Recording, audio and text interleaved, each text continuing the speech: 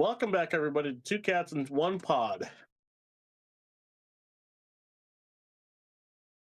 As y'all can see, once again, we are without Ensign Carter. Ensign Carter's on a away mission, so we're without him tonight. But we do have some updates for you as far as the podcast goes. We're looking a little bit more official now. We've got, you guys know the new nickname, Task Force HR. That concludes everybody that's part of the podcast, whether you're a guest star or you're one of the main three, that being myself, Captain John, and Ensign Carter. So we went ahead and I contacted some friends over at Starfleet, Wisconsin office, and had them design us up something for the podcast. So I've got it pulled up. Finally, this took me fucking forever. Here is our new logo, ladies and gentlemen.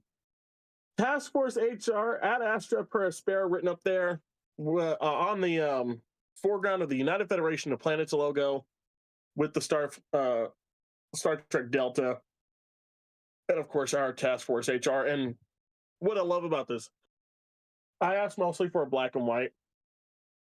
I told him add a color where you see fit, and the only three colors he put on this are the only three colors that fit. I'm very happy with it. If you guys want to, if you're looking for your own stuff, look up Wiley Albert there on TikTok. He or Coyote Games there on TikTok. I will have it once this is posted. Have it written in the comments. His actual username there on TikTok, where you guys can request all sorts of stuff from him. If you like something enough, his girlfriend is able to do stickers, so you can have him commissioned to do you some nice piece of artwork, and his girlfriend to get you a sticker. So Ben is one of my best friends. His name is Wiley. Ben Wiley. He goes by Ben. He's one of my best friends. I've known him for the longest time, over 10 years now, and I really trust him. He's really come out into his artwork. He's really coming into himself. So I just want to give a real quick shout out to him and to his girlfriend, Em. They're just great, phenomenal people. Love them to death. And they make some badass artwork, the two of them. Both of them are great artists. So if you're looking for something, one of them can do it for you. So there you go. We are talking about Nemesis this episode, but we both kind of missed the mark. The missions this week have been they've been out there.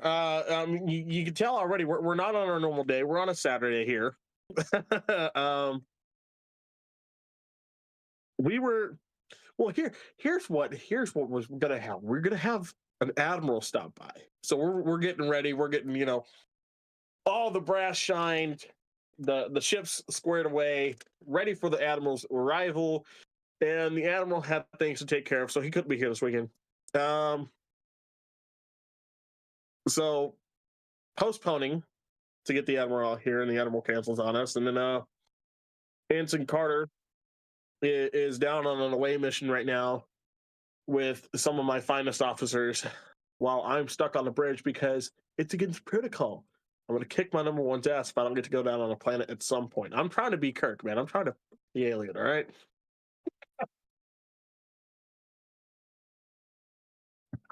Yeah, I bet you don't.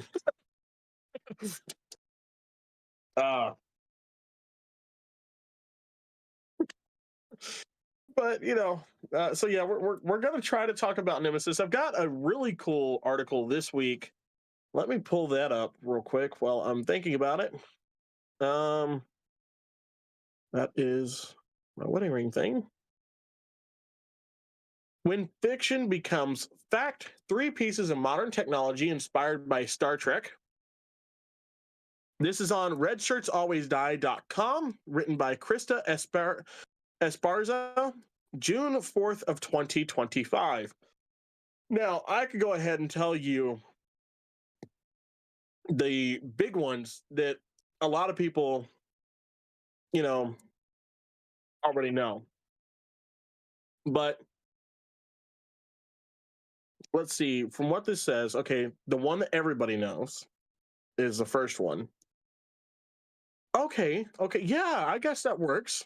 Number two is actually, okay, I had to think about it, but yeah, okay. And then number three is also very, very particular for what Star Trek fans know. But I want to go ahead and get into this because I've been dying to read this for all week. So number one, of course, the flip phone. Shit, there's mine. Way over here. Ugh. I don't know why I didn't grab the walkie talkies, but I'll grab my Bluetooth. The flip phone.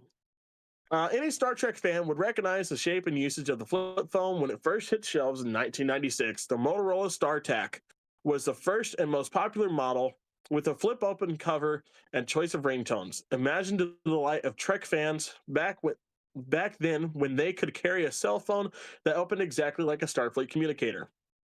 Flip phones remain popular today and come in an array of styles, including those that are no longer than a playing card when folded. As technology and Star Trek franchise continue to evolve together, we may see new and incredible flip phones debut in the future.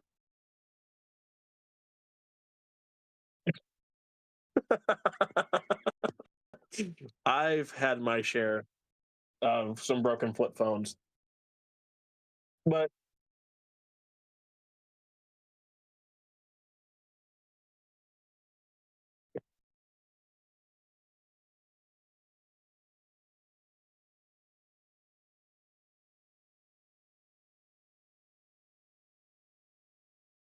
mhm.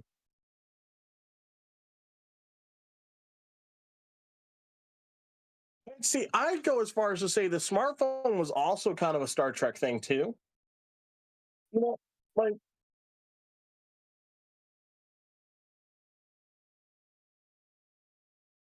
yeah,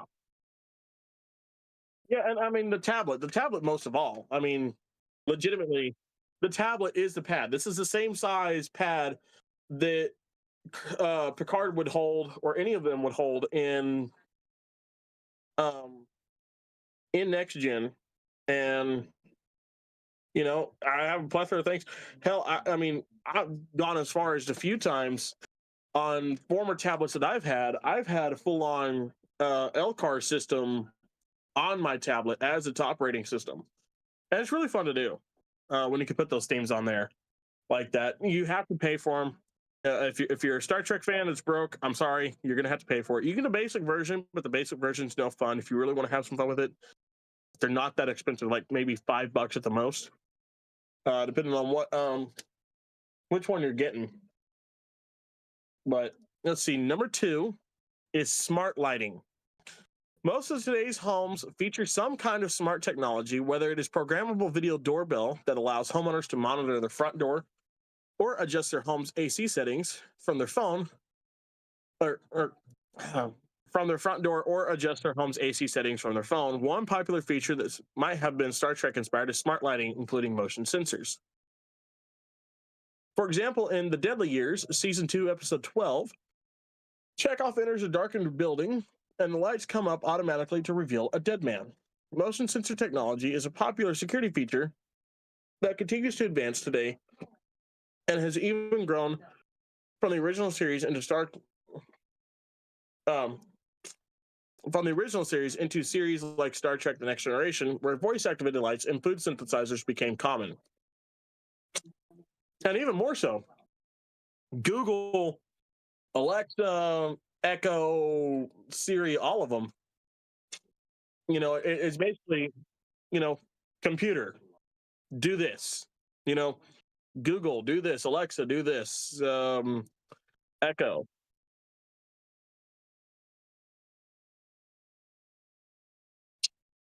I know you can.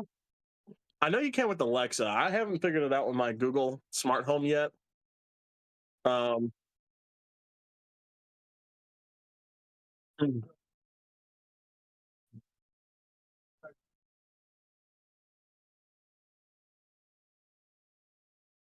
yeah, I've got a couple of them. Yeah. Yeah, I've got a couple of them, and I mean I love mine. It's awesome, and my smart lighting, I love to do that too. It's great. But that was the one I was like, you know what? I guess yeah. By technicality, it is Trek inspired. Wasn't what I was going to go for, but um, and then number three, we kind of jumped the gun when we talked about the cell phones with it, but paperless technology. People living in the mid 1960s used meals of paper for work and school reports, receipts, greeting cards, and mimeographed materials. Star Trek's world existed without the limitations and waste of paper, thanks to the PAD, Personal Access Display Device. It allowed crew members to share information, view reports, sign documents electronically, and more.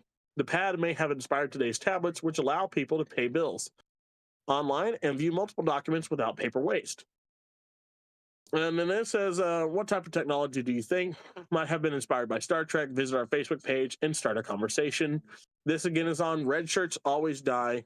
If you guys are Star Trek fans and you don't know about this website, you're lacking. You need to know this website. Phenomenal website run by Trek fans. Most of those articles,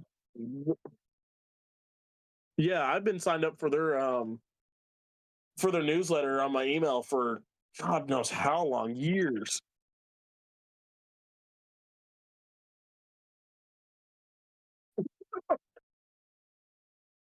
Hmm. If you want to get, you've heard a lot, us talk a lot about our different strengths when it comes to the podcast. Mine being a lot of the background knowledge. If you want to get a lot of knowledge like that, surprise your next, surprise some Trek fans that you might be friends with, or go to conventions and have some great conversations and get some, drop some knowledge not everybody knows. You want that kind of knowledge? Red Shirts Always Die is your go-to website. 100%. That's where gained a lot of my information over the years. Other than outside the books, and then a lot of the documentaries. I'm a sucker for a good documentary. Um, I've watched hundreds of documentaries, not just on Trek, but like on some of the actors themselves. Like my favorite one, my favorite one is For the Love of Spock. That one always makes you cry. Um, but you get so much insight to Leonard Nimoy. Not like, yes, Adam, his son, did it as a goodbye to his father, a love letter to his father after he died. And it talks a lot about his time on Star Trek. And in there, Adam Nimoy has gone to a few of the Star Trek conventions to get, interviews and stuff like that from fans about his dad. But he drops so much about Leonard Nimoy, the person in there. Um, a lot of things that people might not know that Leonard Nimoy did that honestly inspire the hell out of me. We know he was an actor. We know that he was a singer songwriter. And if you didn't know that, at the very least, Bilbo Baggins, go look it up. Bilbo Baggins, Leonard Nimoy.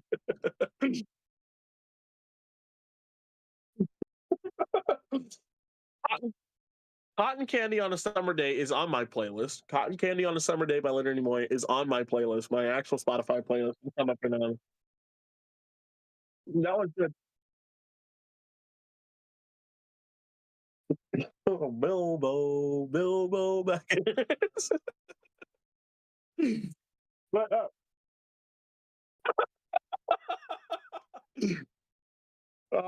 but some of the things I didn't know is that he was a poet. He was an author, which I knew that he was an author per se because he wrote "I Am Not Spock" and "I Am Spock." He wrote those two books, but like a lot of actors that have been in series as big as Trek have written autobiographies discussing their time in those shows. Like Mark Hamill has one for Star Wars, Harrison Ford has one for Star Wars and Indiana Jones.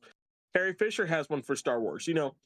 A lot of those, when they make those big movies and they become popular over the years, and it just, the popularity of those shows or movies never dies out, they typically tend to write about it because it's like, okay, the fans are going to want to know what's up.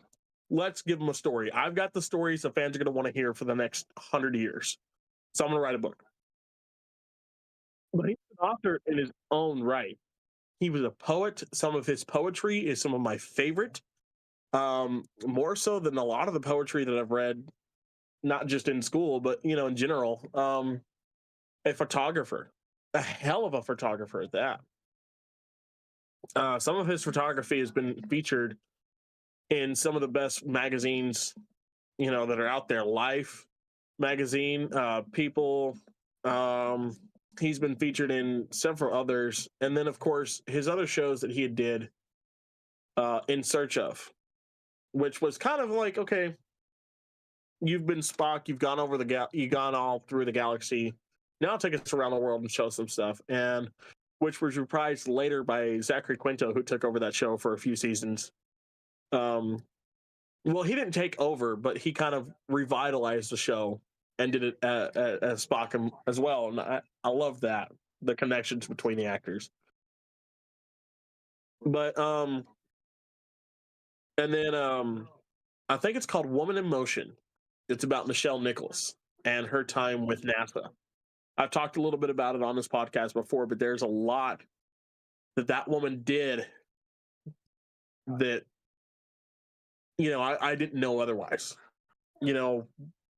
On the show, and because of the movies, we knew Nichelle was a phenomenal dancer. We knew she was a phenomenal actress. We knew that she was a phenomenal singer. But her genius was outside of the arts, and just absolutely stunning, the things she was able to do. But yeah, if you guys want that kind of information, read the books, watch documentaries. They're fun. I love documentaries. There's a one that I found about Alan Rickman, that was done about Alan Rickman, where they had the Galaxy Quest cast talking about time with him on the show. It's a little YouTube documentary. So I have to go back on TikTok and find whoever gave me the name of it to search it up on YouTube to watch it. But the little bits and pieces I was watching already, loved it. Loved it. You get, especially watching them after the actors have passed away. I mean, it's like getting to see your old friend again. It's like getting to actually sit down and have a beer with that friend. Something we would have never actually been able to do. But you can sit down, you can watch this documentary, sip on a little drink, and really get to know the actor. Even if you never met them, you can genuinely say they were a great person, they were a good person, or damn, okay, this guy was an actual asshole. But that's where a lot of my knowledge comes from. I know yours. I mean, you said it before. You get a lot of it from like the Star Trek books that are continuations of the missions and stuff.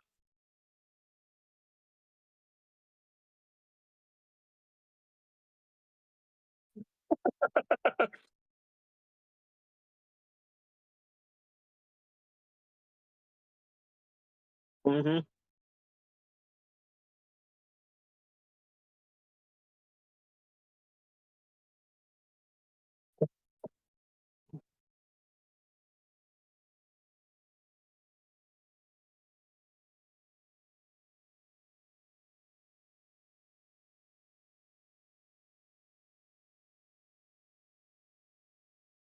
Hmm.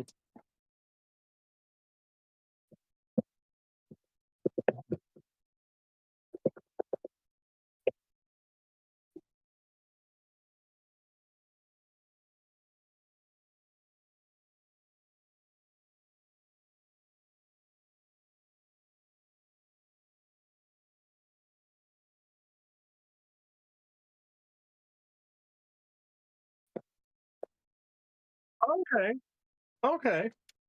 See, I I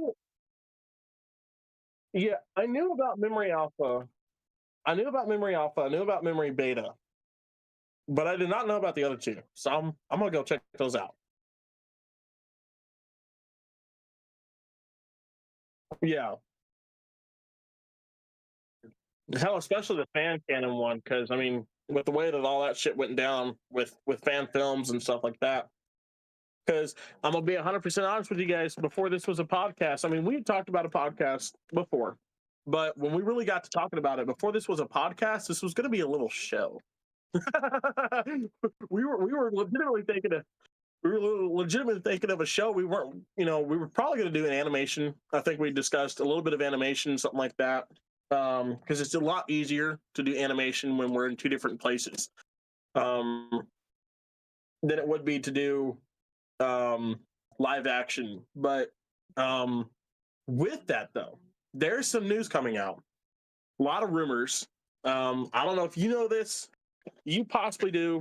I mean, hell, I think you do because I think I sent you the videos on TikTok.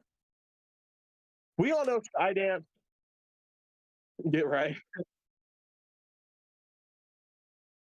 Yeah, never actually watch it. Yeah. Skydance, we know, has been trying to buy Paramount. They're going, they're finalizing. Skydance is still finalizing the buyout of Paramount CBS. Right now, Trek is in such limbo and viewership is so low and they're not turning out shows. Skydance has said it. Once they buy Paramount, if they don't see a need for Star Trek, they're most likely selling that off. As much as I don't want to see anybody else get a hold of, as much as I don't want to see a Star Trek show not produced by Paramount, there's only one person I can accept to buy it.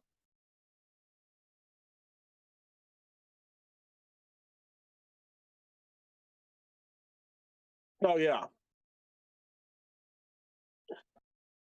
but mine is I hope Seth MacFarlane gets a hold of it. I really do.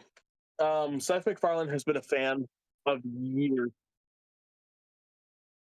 Seth MacFarlane has been a Star Trek fan for years.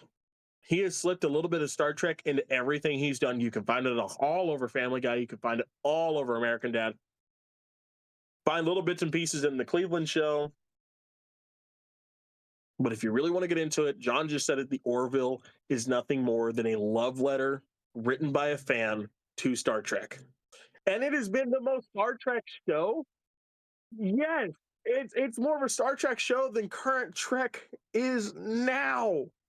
And that's saying a lot. That's saying a whole lot.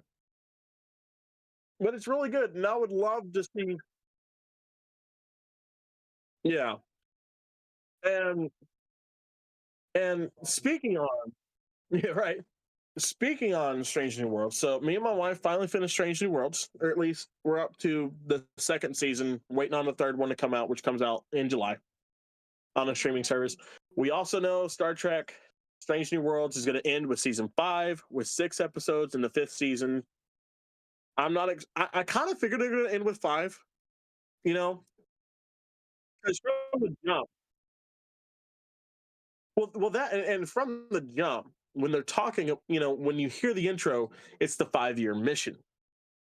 You know, so I kind of always knew that they were to end 5. Yeah, yeah. Which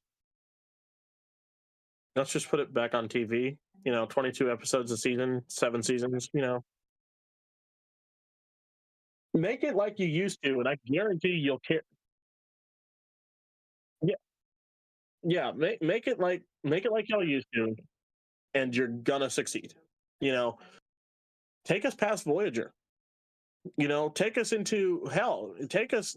Give us the Enterprise. Let's see. We've seen the original, right? Hell, I'd love to see new Enterprise. I'd love to see new Enterprise. I'd love to see a new Enterprise. A, a new Enterprise. You know, give me get give us the beat. Yeah, yeah. Give us, give us the beat. Yeah. You could give us a whole show on the B. Recast everybody, but go back and watch Generations before. Yeah, go back and watch Generations. If you're gonna make this fucking show, though, Go back and watch Generations before you make it. Write down everybody's fucking name that's actually crew on the USS Enterprise B, and take it from the ending where we last see the Enterprise B in Generations. Like, start it, they're arriving home. Chekhov and Scotty are already on the shuttle on their way back. Kirk's on, so they're already on the shuttle on their way back. And the first thing you have to do is Captain John Harriman and his bridge officers, or at least his number one, come to, headquarters and explain what the hell happened. Explain that they lost Captain Kirk, even though we all know. But at that point in time, they didn't know.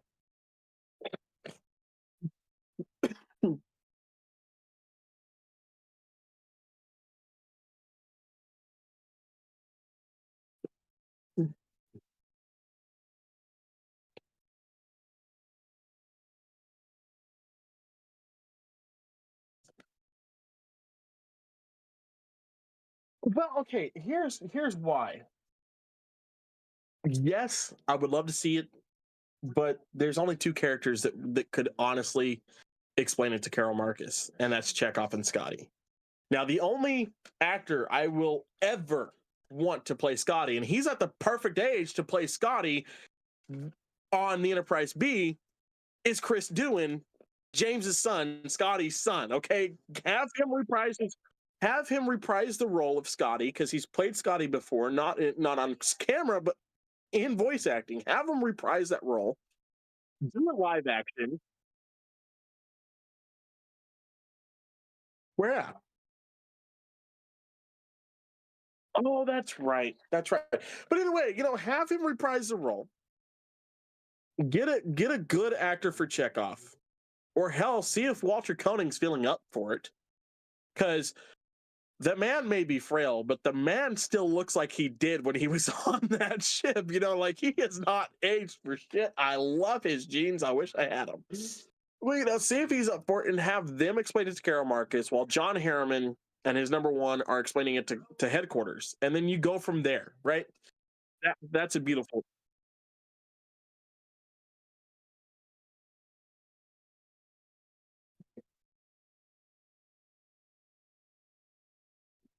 Oh, you talking about what they did for Carrie Fisher for Rogue One?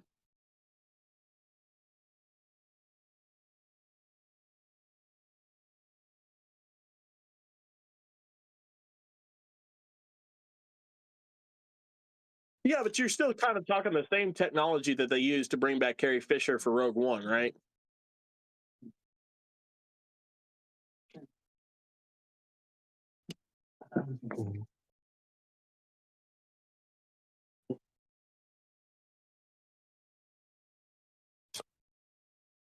Well, you do that. I'm actually going to slip out of this uniform because it is bothering the hell out of my neck right now, and I'm going to grab my walkie-talkie.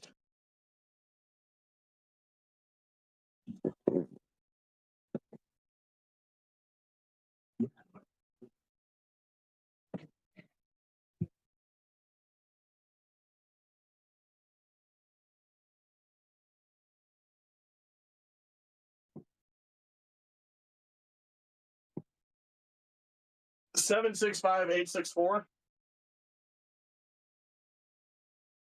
874. Okay.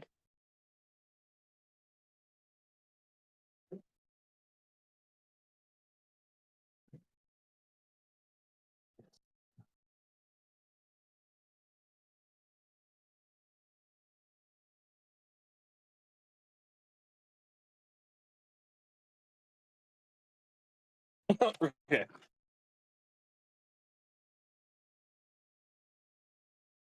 You know what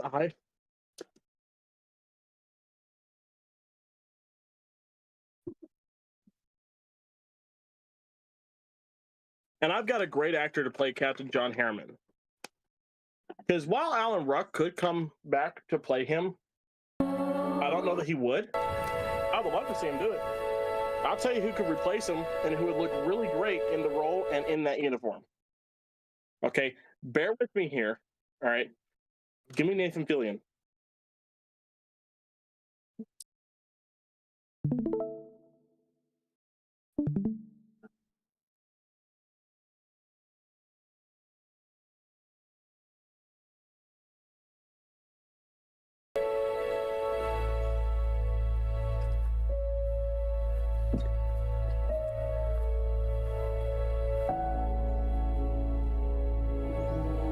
Okay.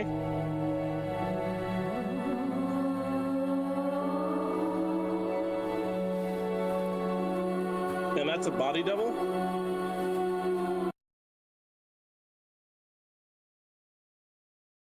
Maul. Yeah.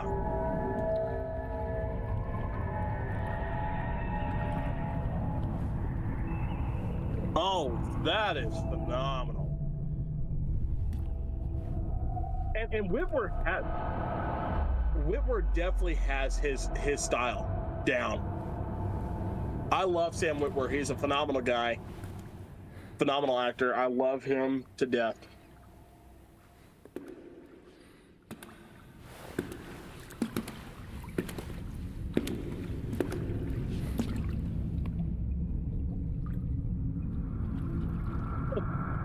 But yeah, we could do that. Yeah, give us a body double for Chekhov, as they explain it to Karen Marcus. But again, like I said, a great guy that could take over as Captain John Harriman. Kind of looks like him. I mean, from a distance, but you get him in a uniform, put him on a Star Trek show. You say it's John Harriman. You give us the Enterprise B. I'm not going to throw any fits. Nathan Fillion.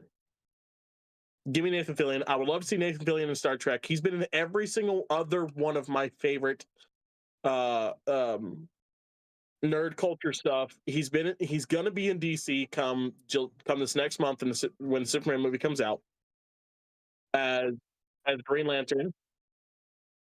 Yeah. We've got him in Marvel.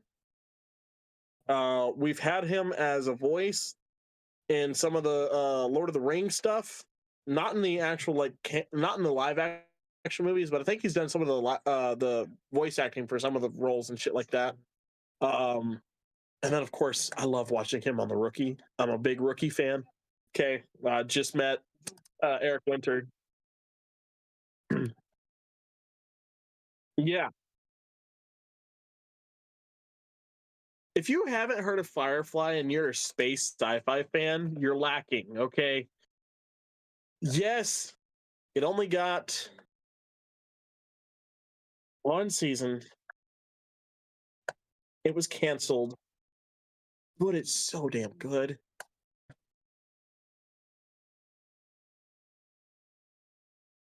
Yeah, and Nathan Fillion and Alan Tudyk on screen is my favorite thing. I loved it in Firefly. They have a moment on The Rookie too. So Alan Tudyk plays a crime scene cleanup guy in season 2 of The Rookie, and he comes back for later seasons as well. Um, that's what's wrong with this. This is fucking bit backwards. There we go. Now you can fucking see me better. Yeah. And so they have a couple moments throughout the show on The Rookie too, and I love it. Their chemistry together is always great, always phenomenal. Bring Alan Tudyk to Star Trek. For the love of God, bring Alan Tudyk to Star Trek. I he's done a few voices for Star Trek, not just for Lower Decks. He's done other stuff for Star Trek. Um, I want to see him live action. I want to give him a uniform, and I don't care what uniform we put. Yes, give him. You either give him the pilot seat or you give him the captain's chair. I don't care what uniform he gets. He's gonna rock the fucking uniform no matter what. It's Alan fucking Tudyk. It's called a Lance. Hello. Oh God, what are you doing?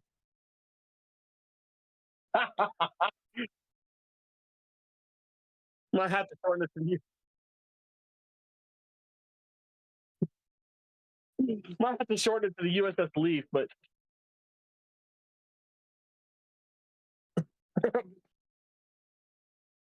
the USS Hey, the USS Hey Hey.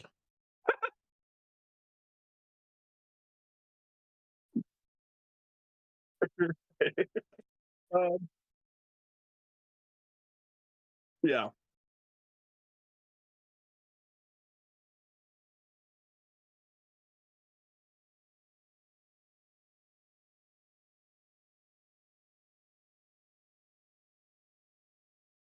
My favorite thing that came out for that movie was actually a documentary, or well, like it was kind of like a behind the scenes making of it, and it's Alan Tudyk, and he goes, "I went to Juilliard, and I voiced a chicken. I went to Juilliard."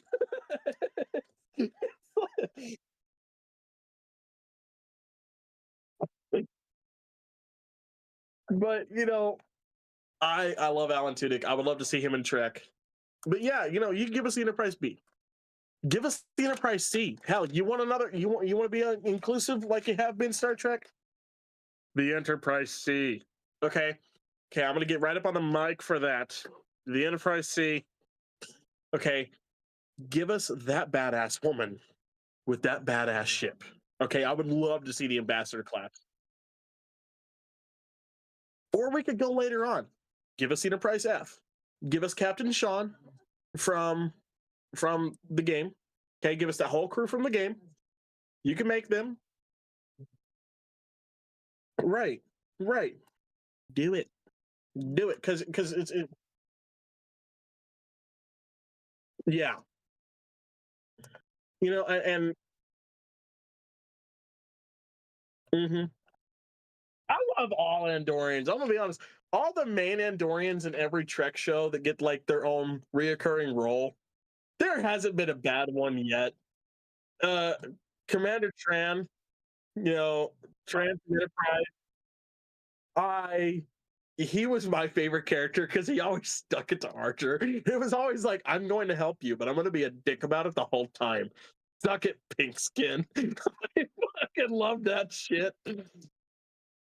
Um, and then fucking Hammer. God, I missed Hammer. I hate that he had to die. I hate he had to die, but I loved Hammer. Hammer and Ahura's relationship in Strange New Worlds was probably one of my favorite things on that show to start with. But also guys, so I grabbed this. This is for those of you that don't know, hi kids, this is an antenna. See, old walkie-talkies used to have one that extended. Hell, even old cell phones had to have one that extended so they could reach everybody. This is the 1989 Star Trek Communicator Type 2. Oh yeah. So yeah, walkie-talkies were like a cell phone. Before cell phones, it's kind of like what cops and firefighters use, but like dumbed down a lot. And you hold this button here, and the other guy that you're talking to listens in very well, and then you release and you wait for them to talk back. Now, no one's going to talk back because I am got both of them sitting right here. The other one's sitting inside the box still. Um, we were going to try to use these at the con, except for I'm in my house.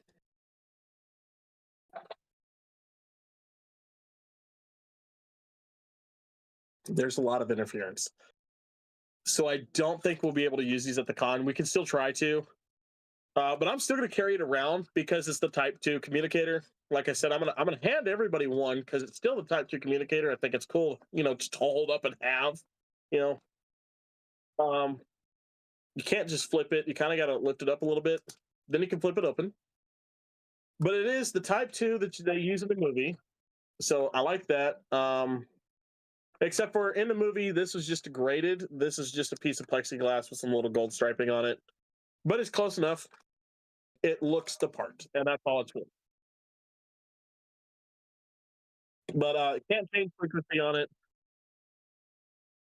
None of these do anything. I'm gonna be 100%. None of these do anything, but they're still cool. They're there for show, but it's really cool. Here, kids, you want to see a really good fossil, really old relic? John, I'm gonna take it back a few years. Here's a 9-volt battery.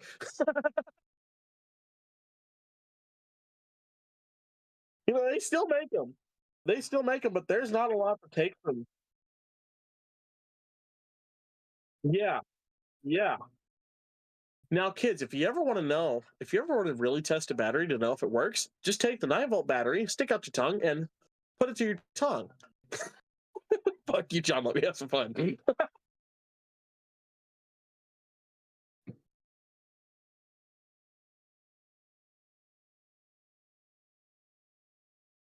Fine. Do it at your own risk, children. We are not responsible for your stupidity.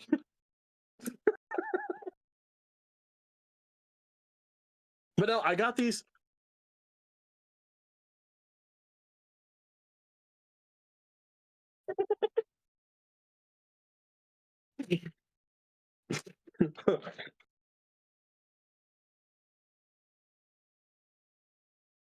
You know, you guys have a hell of a record in HR. How did you end up here? Funny story. I showed kids a 9-volt battery and I taught them how to you taught them to stick their tongue out and uh-huh. And they did it. Uh-huh. And that's what we finally got you guys on. Yeah, I know, right? Out of all the shit we've done, this is what we're finally here for. I know.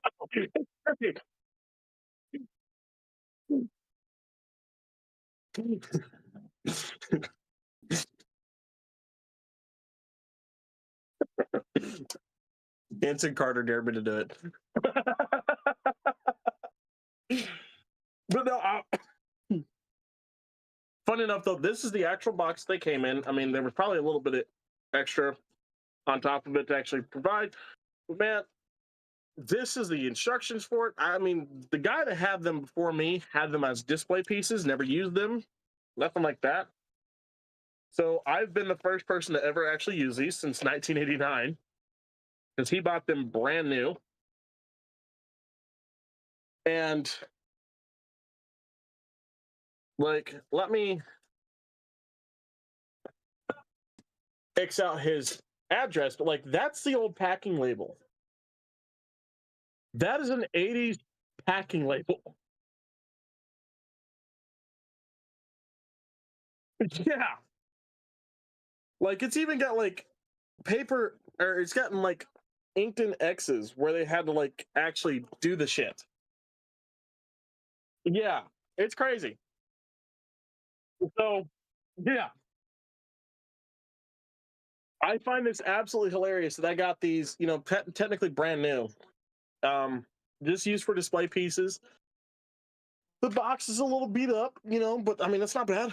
I mean, I don't care as long as they work, and they do. Other than the interference, they work. Me and Hannah tested them. Yeah, right. And for the price, they were like $80 over and done with, like 82 and some change after shipping and handling on eBay. And there's another set that was a little bit cheap, that's a little bit more expensive than them, probably going to be about 85 that I'll also be getting so that you guys can have yours. Um, but yeah, I am honestly surprised at how good they look. Um, but oh man, I want to see another Enterprise. I do, and this time, let's make sure the Enterprise is so good that we write the show so well that we can get another movie out of this crew. Granted, I would say if they made a Star Trek Enterprise movie, I would watch it. Even now, even now, bring them back. Let's have some fun. Give me Hoshi. Give me Hoshi. Like, don't put her up on the screen. No, give me Hoshi. I want Sato Hoshi. All right. Best part about that show, if you ask me. Oh yeah. Oh yeah. Her and T'Pol both. Yeah. But I would love to. I just, or hell, give me a movie based on, if you're gonna end. I mean, with you ending Strange New Worlds, because I know where you're going with the story. They've said it from the jump where they're going with the story. They're going all the way up to Pike's accident to lead into the Captain Pike Found Alive episode from the original series. I know where they're going with it. Give us a Pike movie first. Give me a Pike movie. I would love to see a Pike movie. I want to know. I want more with this crew. I've thoroughly enjoyed this crew. I want more Star Trek movies. I do. I don't think we have nearly enough. We've got 9. Okay. Star Wars has 9. And Star Wars has plans for 3 more coming soon. And technically, Star Wars only has 9 of the saga. Okay, that's just the saga. You're not including Rogue One, Han Solo, some of the others they've come out with. Yeah, right. So Star Trek, let's up our game a little bit. We need some more movies, right? Take us back to Deep Space Nine for a movie. Take us back to Deep Space Nine. Okay. Not let's not get the actors that were in Deep Space Nine. Maybe a couple of them, right? But give us Deep Space Nine now. What's going on at Deep Space Nine now? Years after everything we saw, give us Deep Space Nine now. Yeah, yeah. Nemesis was the last one. Yeah, Nemesis was the last one.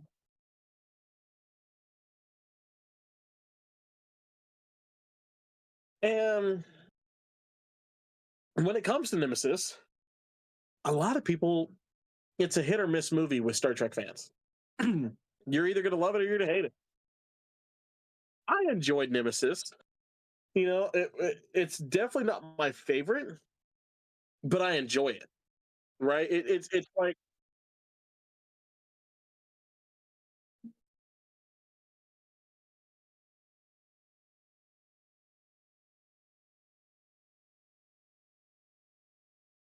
I'll give you that.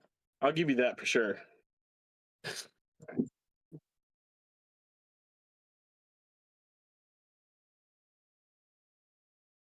Mhm.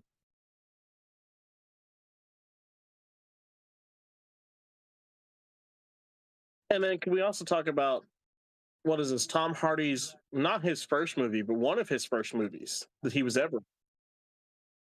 I don't think it was his first. The hell, it might be, but I don't think so. I don't believe so. But I know it was.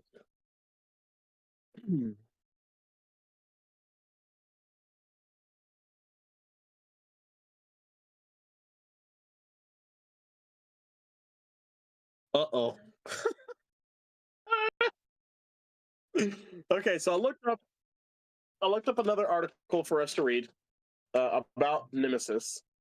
It's from Screen Rant and it's from Dusty Stowe. Yeah, I don't think so. That's right. Yeah, that's right. But still, Tom Hardy is a fucking Romulan in Star Trek Nemesis. Is fucking. He wasn't. No, he wasn't. That. That's right. That's right.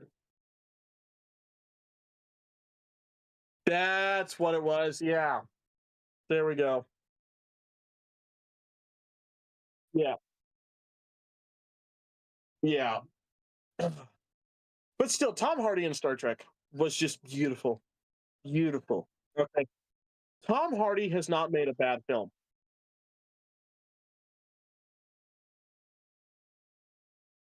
Yeah. But no, Tom Hardy has not made a bad film. Hands down. I'll say that till the day I die. Tom Hardy has not made a bad film. Band of Brothers, phenomenal. Black Hawk Down, yeah, Black Hawk Down, as Hollywood as fuck as it is for a military movie, but that's just me coming from a military family. Not a bad film. Star Trek Nemesis, not a bad film. Let's see. Uh, The Dark Knight Rises. Dark Knight Rises. Him as Bane. He's not my favorite Bane, but for that story, phenomenal. Um, and then of course the Venom movies. The fucking Venom movies. But then again, I fucking love Venom. Oh, can't forget Mad Max.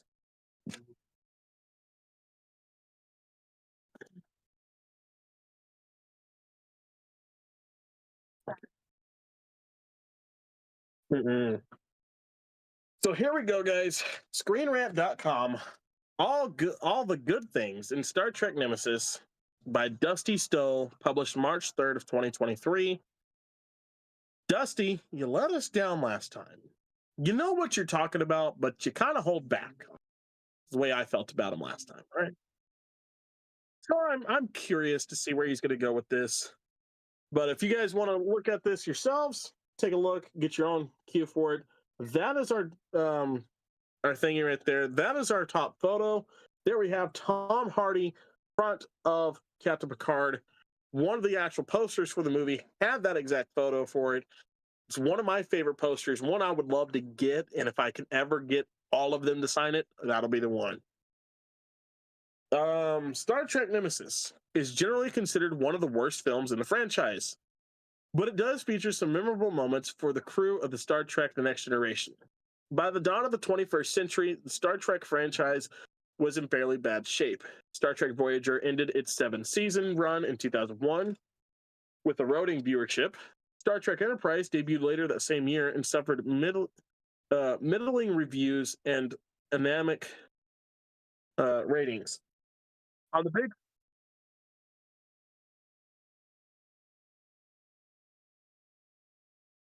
yeah, because Nemesis came out in 2002. Yeah.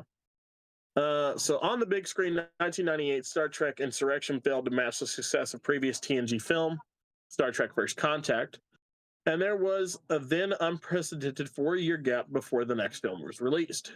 The film would ultimately become Star Trek Nemesis, the final film featuring the TNG cast. Star Trek Nemesis was a box office bomb. Yeah. Uh, revealed by both critics and fans upon release. It's the only Star Trek film to not debut at the top of the American box office, bested by the Jennifer Lopez rom-com Made in Manhattan. It would be 7 years before another Star Trek movie was released, which was the J.J. Abrams production reboot film starring younger versions of the Star Trek, the original series crew. Star Trek Nemesis was an objective failure, but it wasn't all bad. And no, that is one thing I'm going to say now, and what we've been saying. Star Trek Nemesis is not all bad. And one of my favorite uniforms that we don't really talk a lot about, that we haven't been able to really show on the game because we haven't unlocked them on the game yet. One that I don't have, but John does. Beautiful white, the white dress uniform. Love that uniform. Yeah. No, I was saying you own the uniform. I don't. Yeah. Yeah. We saw it a little bit in the movie before in Insurrection. We saw it for like a split second in Insurrection. Only a couple of the crew members wearing them. Jean-Luc Picard wearing it for a little bit, and then it was just lost. And then we see it again for the majority of this movie.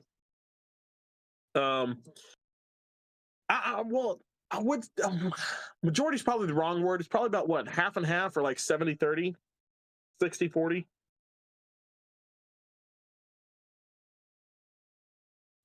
That, and then the end. Is the end not the wedding scene? I thought the end was the wedding scene. That's right.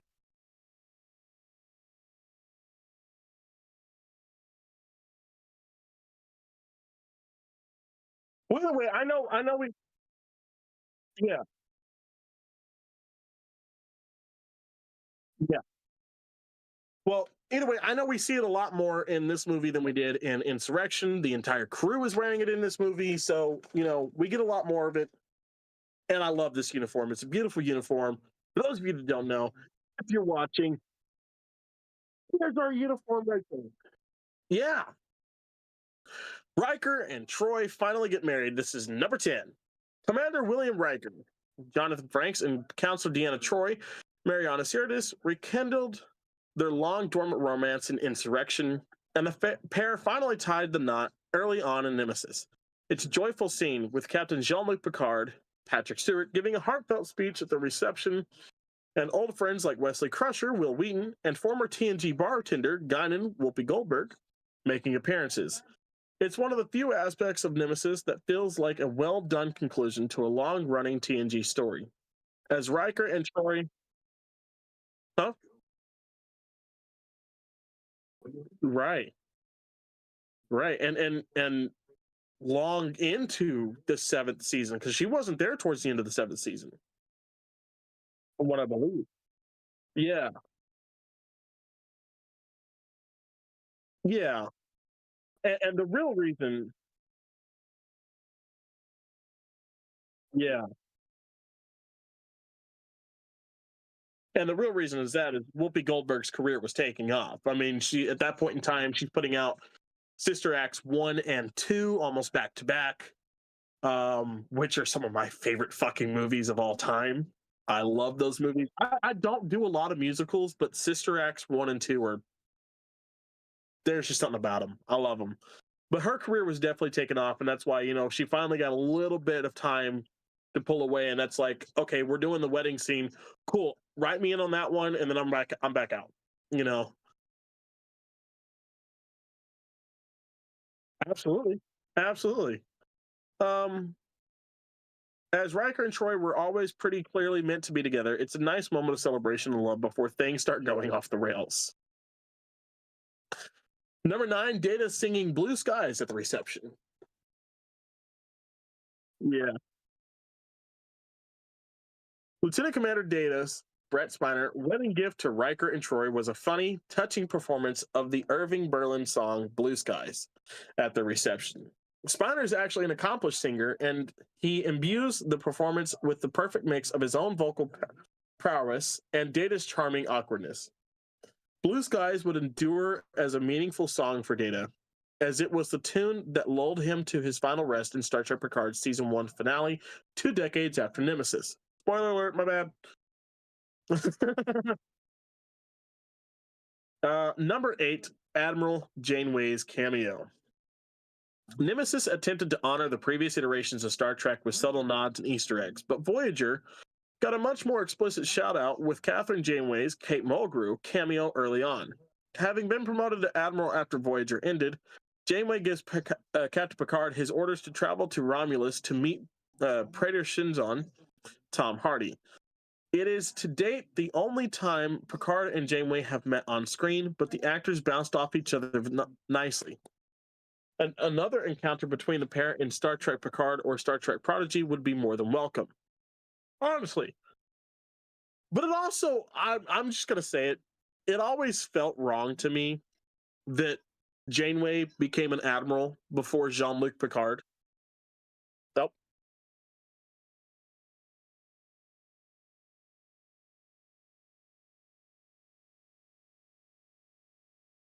Oh, no, what happened?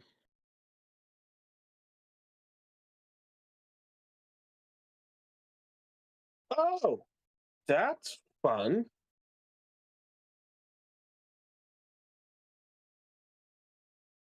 Okay.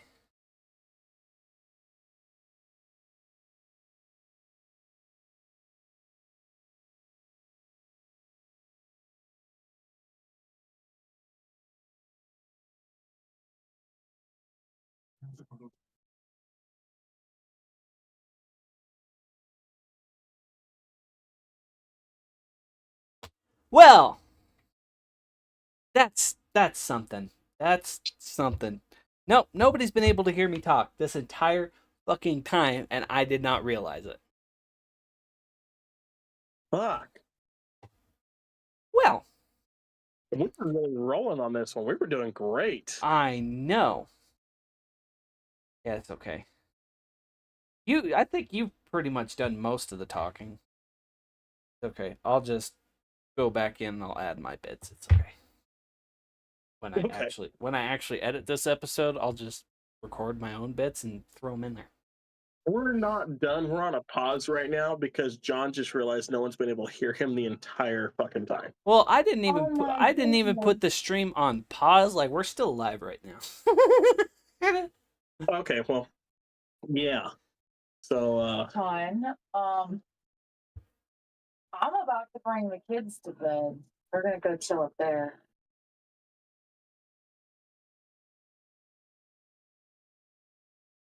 Okay.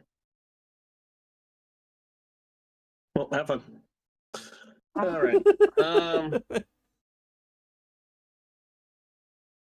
So, okay. Are we able to hear you now, though? That's Oh yeah. the question. Oh yeah. No. Okay. All right, but yeah, no. Again, it always felt wrong to me that Janeway was given the rank of admiral before Jean-Luc Picard. You know, now I know that they explain that in the movies. They explain that explicitly because Picard is quoted as saying, "I don't want to be an admiral until I'm ready to stop flying around, and I'm not done flying around." Like, yeah, he doesn't use those words, but that's more or less what he's saying. He's trying to, and what I love is kind of a nod to Captain Kirk in a way. Yeah, it is because if you remember Generations, right? Fixing Kirk, yeah. Which I think is why he does that. I think that, because Don't let him it's in that transfer you. conversation with Captain Don't let them Kirk. promote you. Don't let them do anything that takes you off the bridge of that ship. Because while you're there, Yeah. you can make a difference. Yeah. Whew. And so it's like, God damn it, Janeway's giving orders to Picard though? Like, fuck you, okay? She wouldn't have a career if it wasn't for Jean-Luc Picard. Which I know is not in any way canon. Well, but at the here's same the thing. time,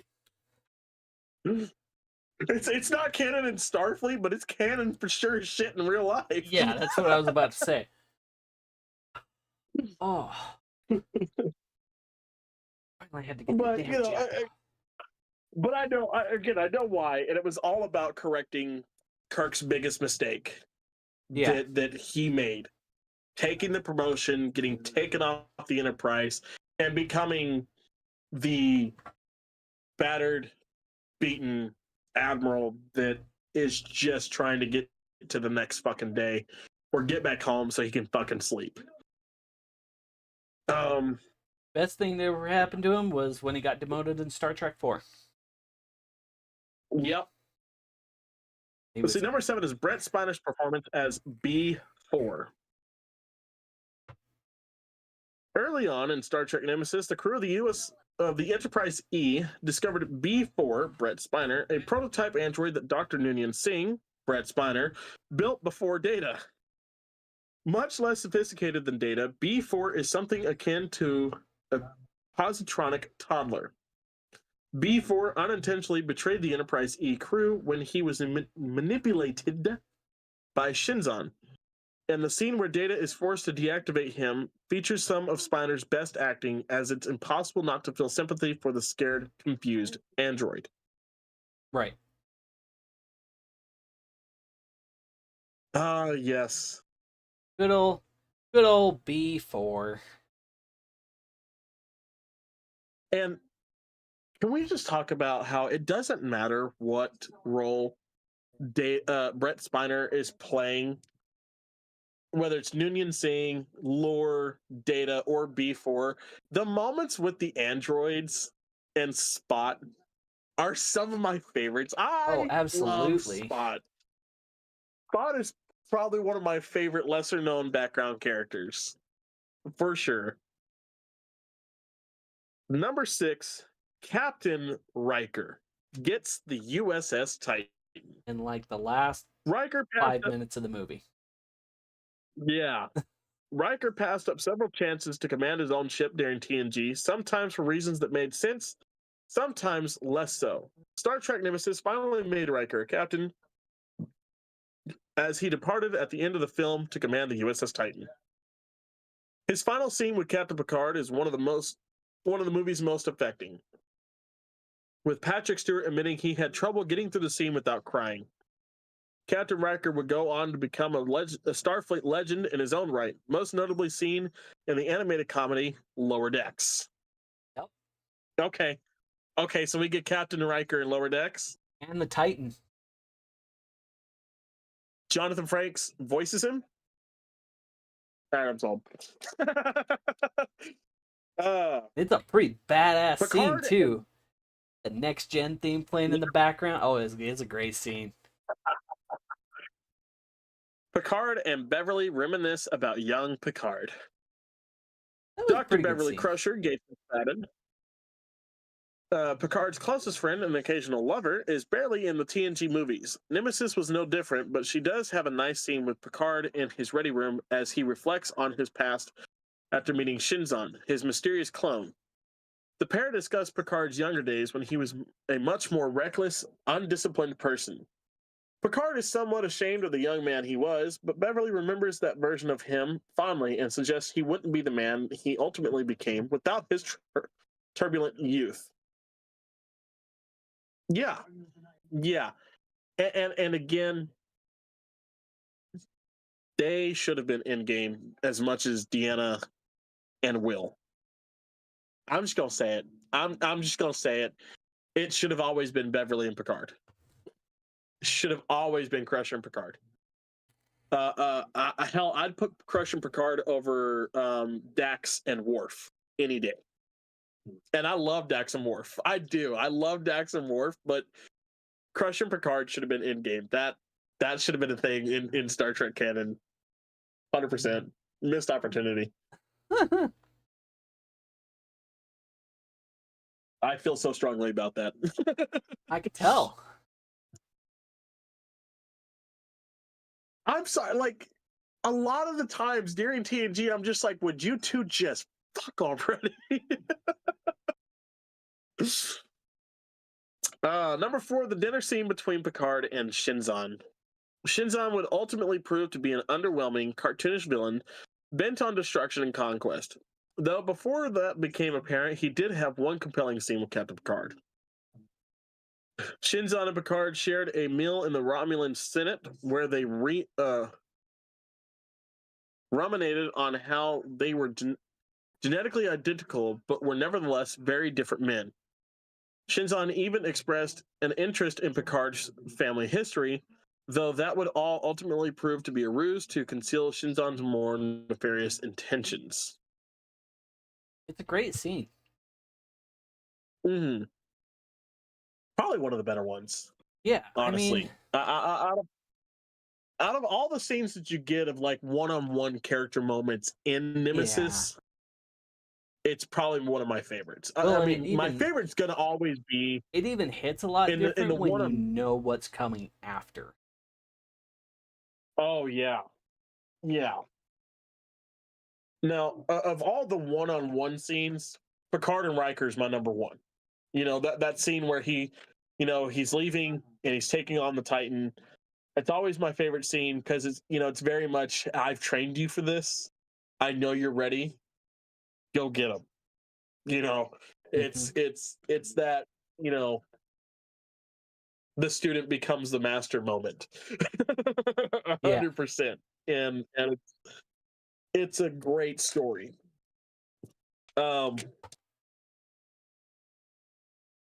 Sorry, I didn't like how my hair looked. So, but I will say that one's a good one. That one's really up there as well.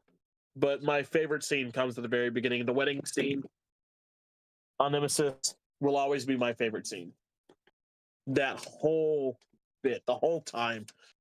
Picard's speech and the ending. But have you ever considered what you are doing to me?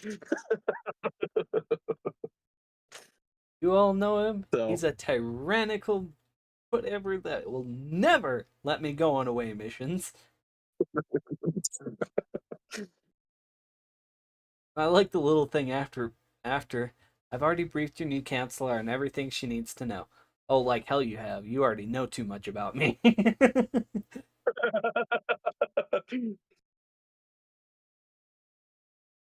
Number 3, the final battle between the Enterprise E and the Scimitar. Oh. Just a menacing looking ship. Oh, absolutely. But I gotta say, like, that is definitely one of my favorite visual moments is when the Enterprise and the 2 Warbirds go up against the Scimitar. Like, that was just absolute and what I love about cinema. what I love about that, again, I will always say some of my favorite. Hold on one second.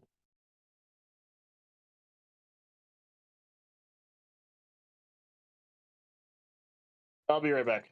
Okay. Hi, guys.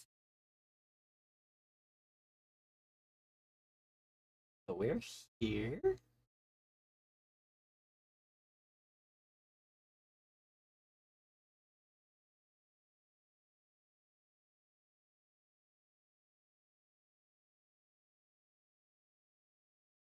Yeah, no, definitely one of the better visual experiences that you will have in a Star Trek movie.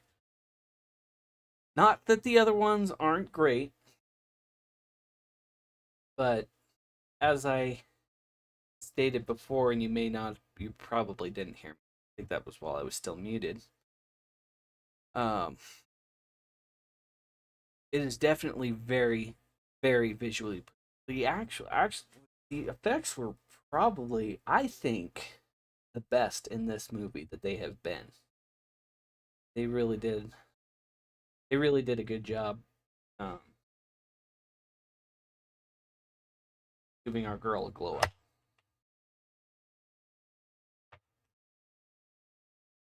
Damn, I really thought he'd be back by now.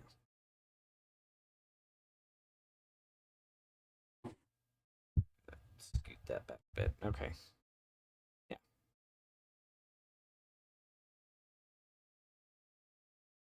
As you can see, I've moved to my. Because I'm tired and the bridge is getting too hot. Need to adjust the damn environmental control.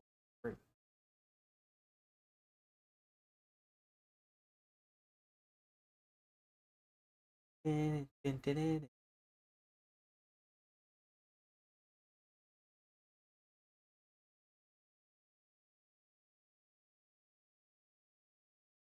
he's back. Oh, goody.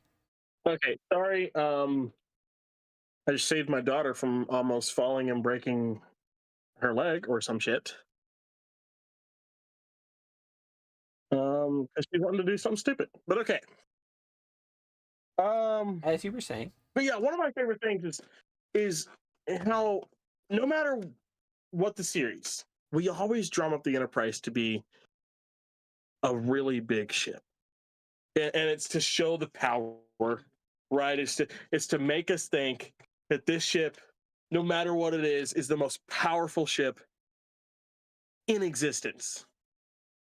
I always love the bad guys that we go up against that have a bigger ship, because when we mess them up and we destroy them anyways, it just makes the Enterprise look like a bad bitch.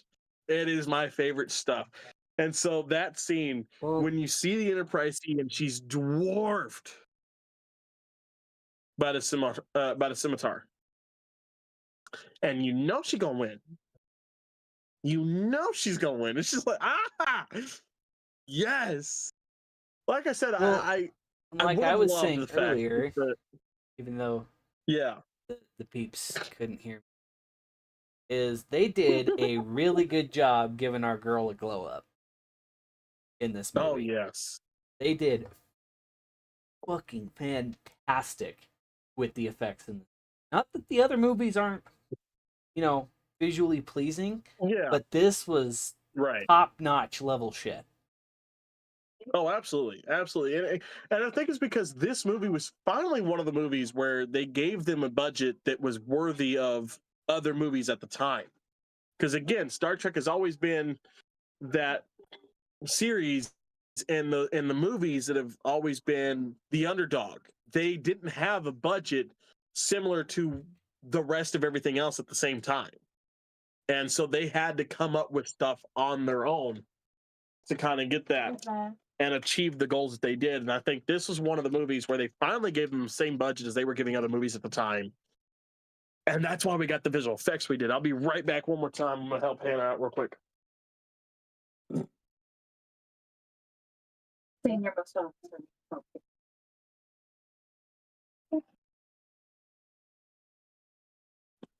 Yeah, right here.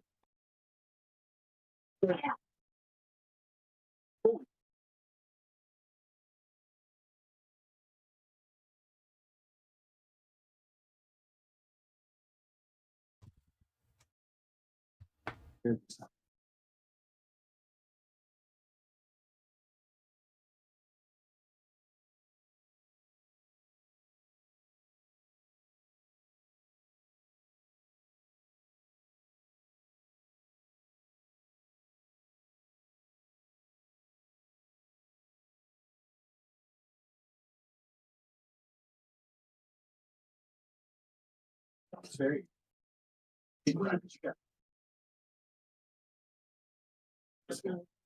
That's right. One more.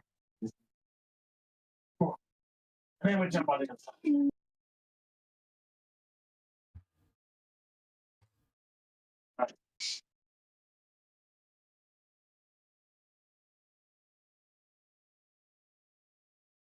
a minute.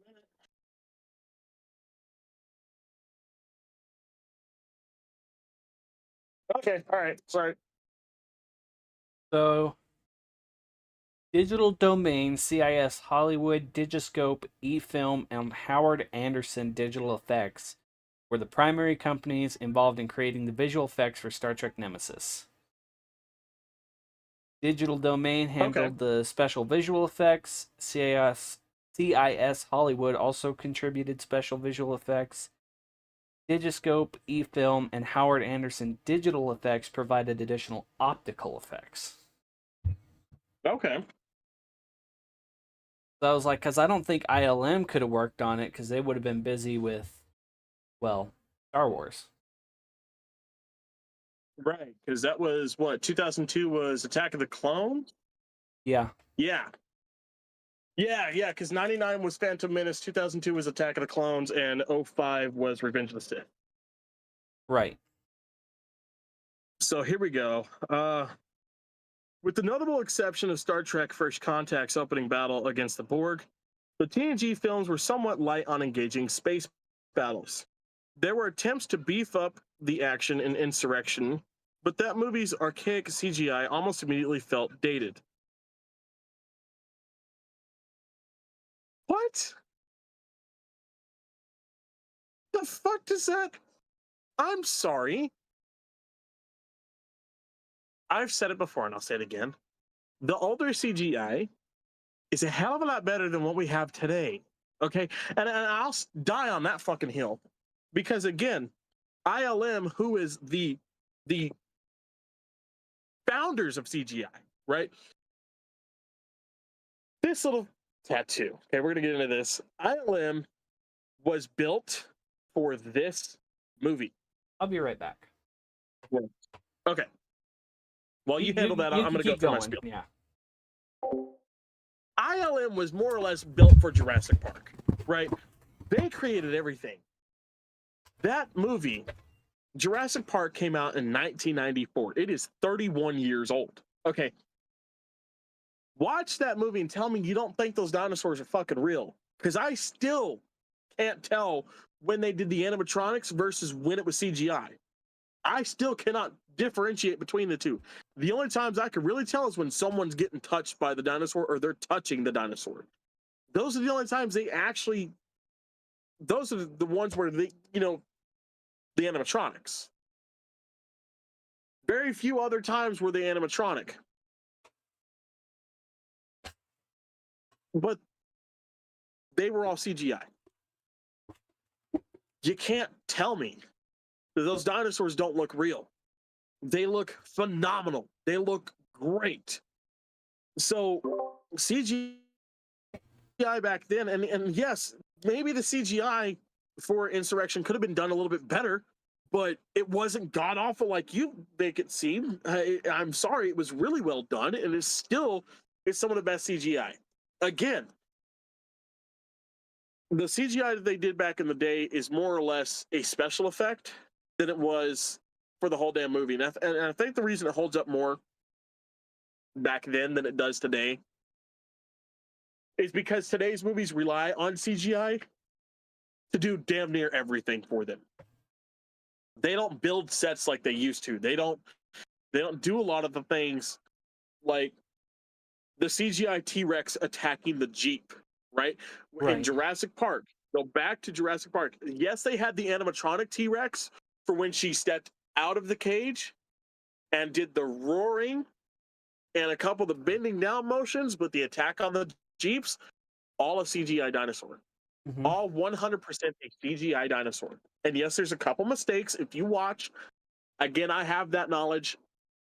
My knowledge on Jurassic Park is I haven't been able to as bad catch as him, and I've seen this movie countless times. yeah. See, and my knowledge on Jurassic Park is your knowledge on Star Trek, right? That's but they built the Jeeps were practical. The Jeeps were real, or well, not the Jeeps, the Explorers. That's what the T-Rex was attacking. It was the Explorers. Anyway, the Explorers were real, practical. The kids were actually inside of an Explorer. Yep. They use cranes and other things to tear the car apart, use wires and stuff like that to flip the car and stuff like that, and then CGI'd the dinosaur in there. One of the mistakes is if you watch as the T-Rex takes the tire off the Jeep for a quick split second as Rexy's coming up with the tire in her mouth, the tire's still on the Jeep. That's one of the mistakes. It took me 20 years to find that mistake. But again, I'm sorry. CGI back then is so much better than what it is now. Now, sure, your CGI now can make an actor look like they're running at super speed, right? And make it look really well. But you're relying too much on it. And that's my gut.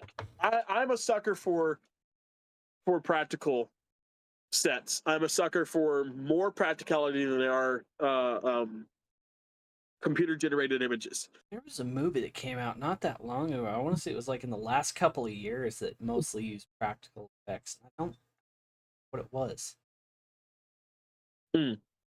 Like relied on almost little to no CGI. I'm like, I don't remember what it is. I know one that will surprise the hell out of you. The first Lego movie. So the first Lego movie, the reason it says 8 years later in the movie is because it took them 8 years to make that movie. And the reason it took them 8 years to make that movie is the majority of the Lego and everything in it is stop motion. Yeah. Now, they didn't do it for the second Lego movie. They did mostly CGI for the second Lego movie. That's why they look almost completely different. Still both great movies. I still love both Lego movies. But they did stop motion for the original, for the first one. It took them 8 years to do it, and very little CGI went into it. I think CGI for the faces, some of the movements were CGI. That's about it. So I'm going to finish this up, though. The events leading up to the climactic Starship battle in Nemesis may have been underwhelming, but the battle itself is well done, featuring great-looking CGI and some genuine thrills. Like Captain Picard smashing the Enterprise E into the Scimitar in a last-ditch effort to stop the powerful Riemann vessel's destructive mission. Okay. One of the things I've loved about Trek over the years is a lot of their space, especially for Next Gen, for the original series, for the original movies. Those were all model ships. Yep. Every single one of them was a model ship. The original Enterprise D model that was used in the Next Gen series, I want to say Rick Berman got that after the show was over, because Gene had already passed at that time. I think Rick Berman got that model. The original series Enterprise, everyone knows, is in the Smithsonian. And okay, there are two Air and Space Smithsonian museums, one in Virginia, one in DC. If you want to see the Enterprise model, it's at the one in DC. You got to take a trip to Seattle. Is that where it's at? The primary filming model of the USS Enterprise D, a 6-foot miniature, is located at the Seattle Sci-Fi Museum. Thank God Rick Berman doesn't have it anymore. Awesome. Oh, I'm sorry. Did I say that aloud? Yeah, we're going to Seattle. I'll tell you why. The Sci-Fi Museum has the original captain's chair. It's part of their collection, which also includes the DS9 Studio model and other Enterprise variants.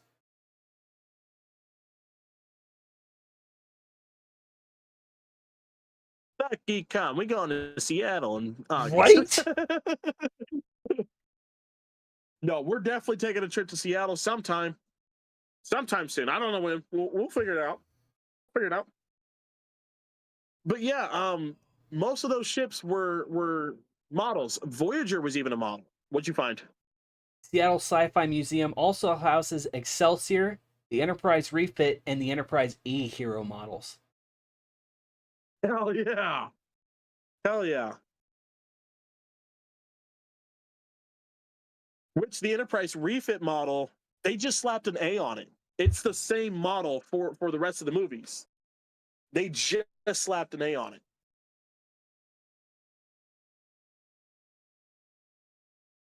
Apparently, a 4-foot model that was used for cause and effect, like when they blew it up in the beginning of the episode. Apparently, that is also being acquired and is being restored.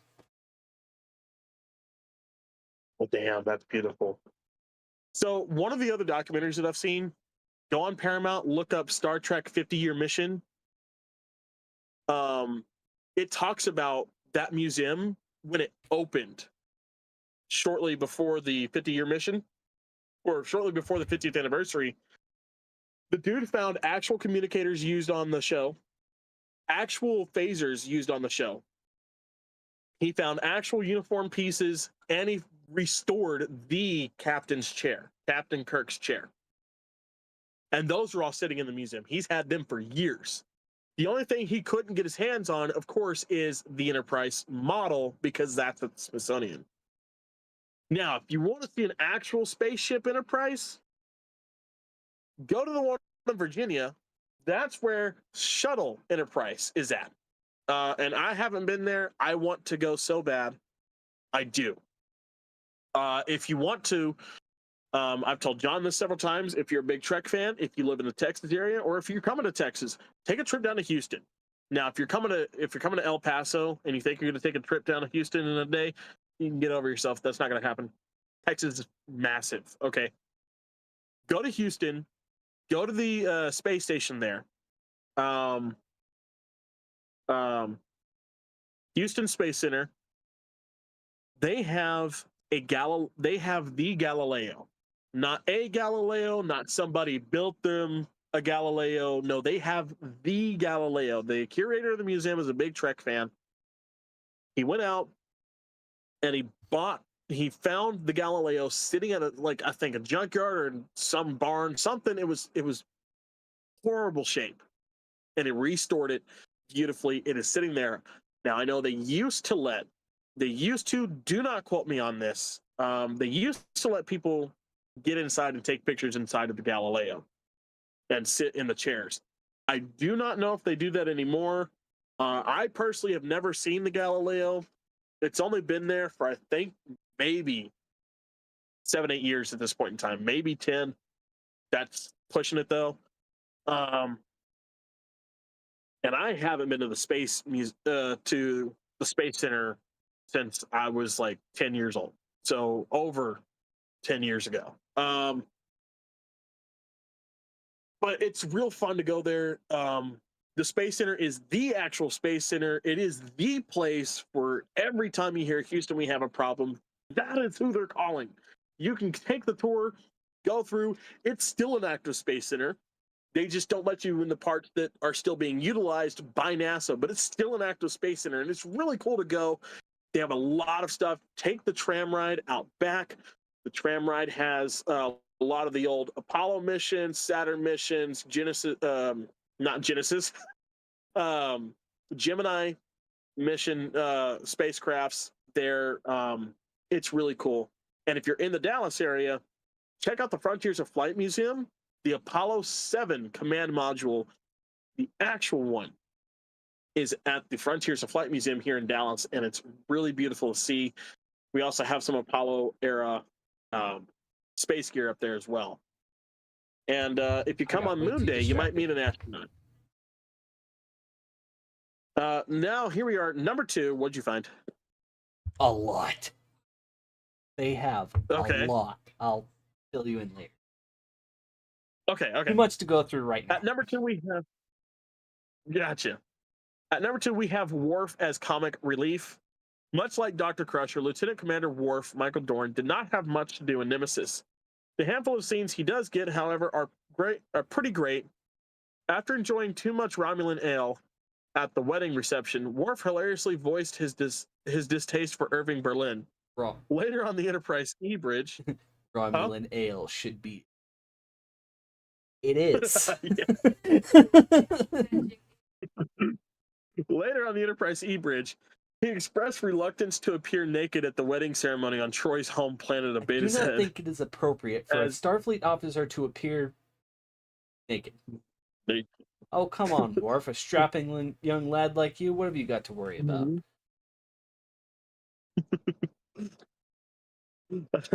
Michael Dorn's comedic timing has always been impeccable, and he kept the reputation alive in his brief screen time in Nemesis.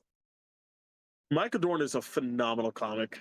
One of my favorite movies, and it always blows people's minds. So, for those of you that are Trek fans, if you don't follow their careers outside of Trek, Michael Dorn was Sandman in the Santa Claus 2. Yeah, that's right. He was. That's Sandman. True Always story. sleeping. That's Michael Dorn. That's Lieutenant Commander Worf.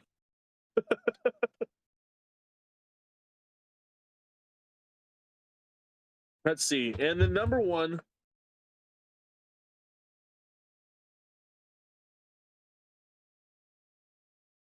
The final scene between Picard and B4.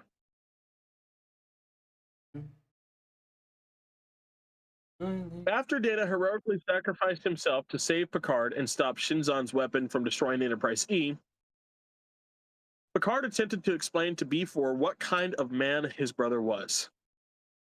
Despite Data downloading his memory into B4 earlier in the film, the confused android fails to comprehend what Picard is expressing to him. Just before Picard leaves the room, however, B4 begins quietly singing Blue Skies, an indication that some part of Data may still live on. Star Trek Nemesis got a whole lot of things wrong, but the final scene between Picard and B4 at least let the failed film end on a note of hope. Piss off.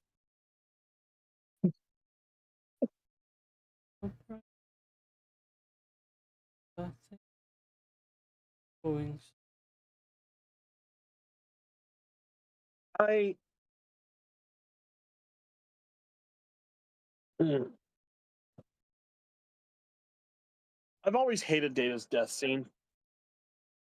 Everybody does. It felt like losing Spock again, you know? Like, and I think it's mostly because watching TNG, especially that first episode, McCoy and Data, just, it's right. Which actually You know, gets a callback in the movie. Yeah. First time I met Data, he was on the holodeck. Trying to whistle. Remember the tune.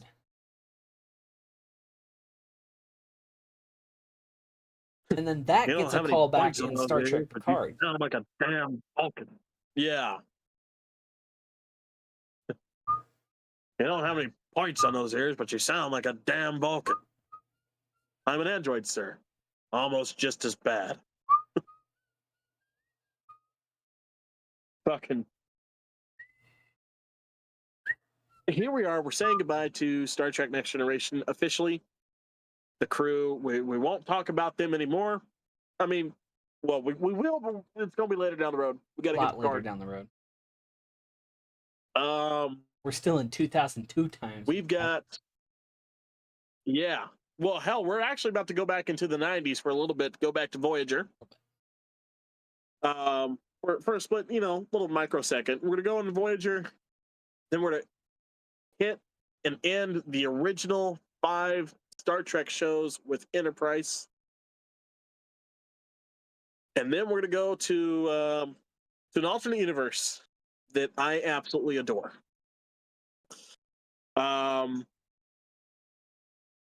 But you know, those actors, I think, truly, I think what sets the original series and TNG apart from any other show. And I'm not going to say it's because they're on the Enterprise, because Star Trek Enterprise doesn't even hit on this level. I think truly what hits for these guys is their movies, is the time that they got to be a crew, be, you know, we get to see them basically from beginning to end. We see them grow each individually in their own way, more so than we do some of the other characters on other shows. We get to see everybody's more or less happy ending with these, and we get a real satisfying goodbye no matter where it's at. Whether you want to say goodbye at the end of the series, you want to say goodbye at the end of the movies, it's satisfying no matter what. It's they, and then the chemistry between the actors, I think, is truly what sets these series apart. Don't get me wrong, Deep Space Nine still my favorite series, always will be. However, the chemistry between these two groups, between the original series and between Next Generation, is so thick with Chosen Family that you see it well past the shows, well past the movies. Absolutely. The original series crew has taken their love for one another to the fucking grave, literally to the grave. Every time one of them passes away, they get together, and the surviving members get together, go to memorial service or the funeral, whichever one that the person has chosen to have. They have a drink, they eat some food together, they have a day of remembrance, and then they go back to their lives. But they spend a whole day together, if not more than that, every Well, and if single I'm not time. mistaken, it's not even just the surviving members. It's also other actors, Right? other Star Yeah. Trek actors. Like you get Next Gen all the way to Yeah.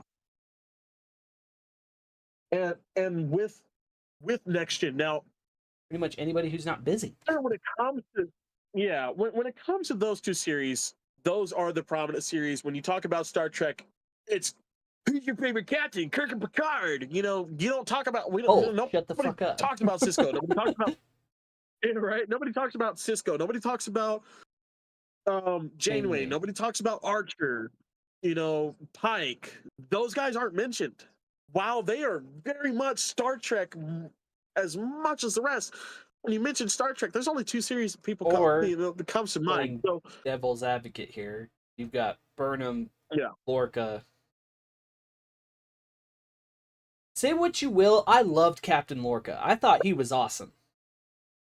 Lorca was okay. But like he was one of my favorite characters in Discovery, if you ask me. Yeah, but you know, it's so, you know, they don't get the opportunity to honestly meet up as much as the other guys do.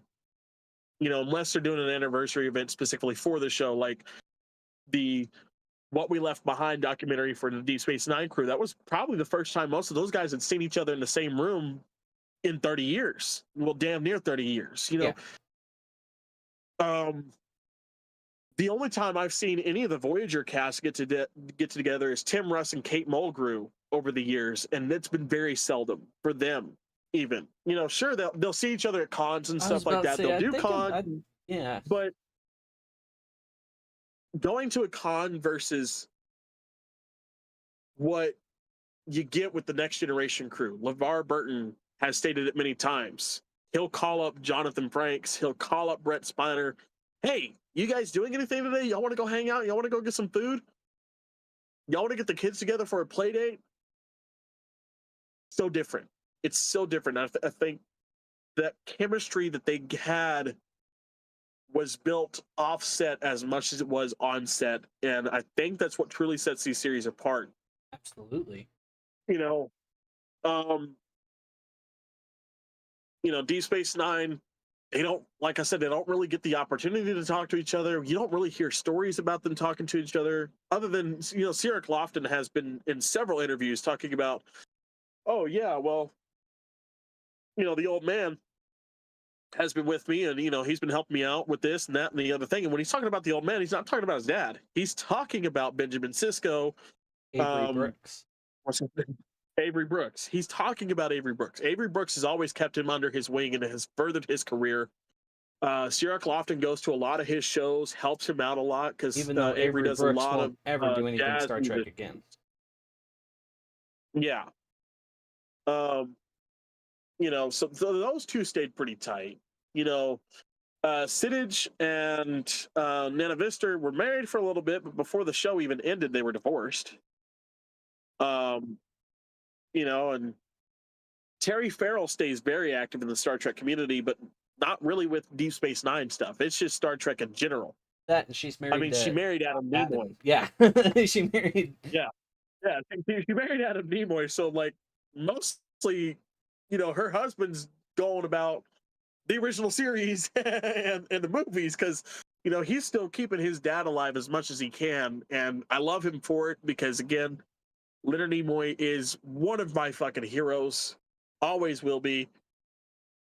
And and the fact that, again, talking on the information that I have, the love for the love of Spock in that documentary, Adam even comes clean that him and his father did not talk for several years, almost a couple decades worth, because of Adam's drug problems that he had, and because of Leonard's drinking problems that he had. They never really saw eye to eye, and for several years, almost a couple decades worth, they didn't talk. And for him to be able to patch that up with his father, so much so that he is keeping his father's legacy alive, not just for the fans. He's not doing it for us. He's doing it for himself. As much as he won't admit it, you can tell, listen to the man. He's doing it for himself. And I love that. I love that. It gives me hope for some of the relationships that I have, fucked up on because, oh, by the way, stay sober, stupid. Yeah. 7 years this month. Fuck yeah. But,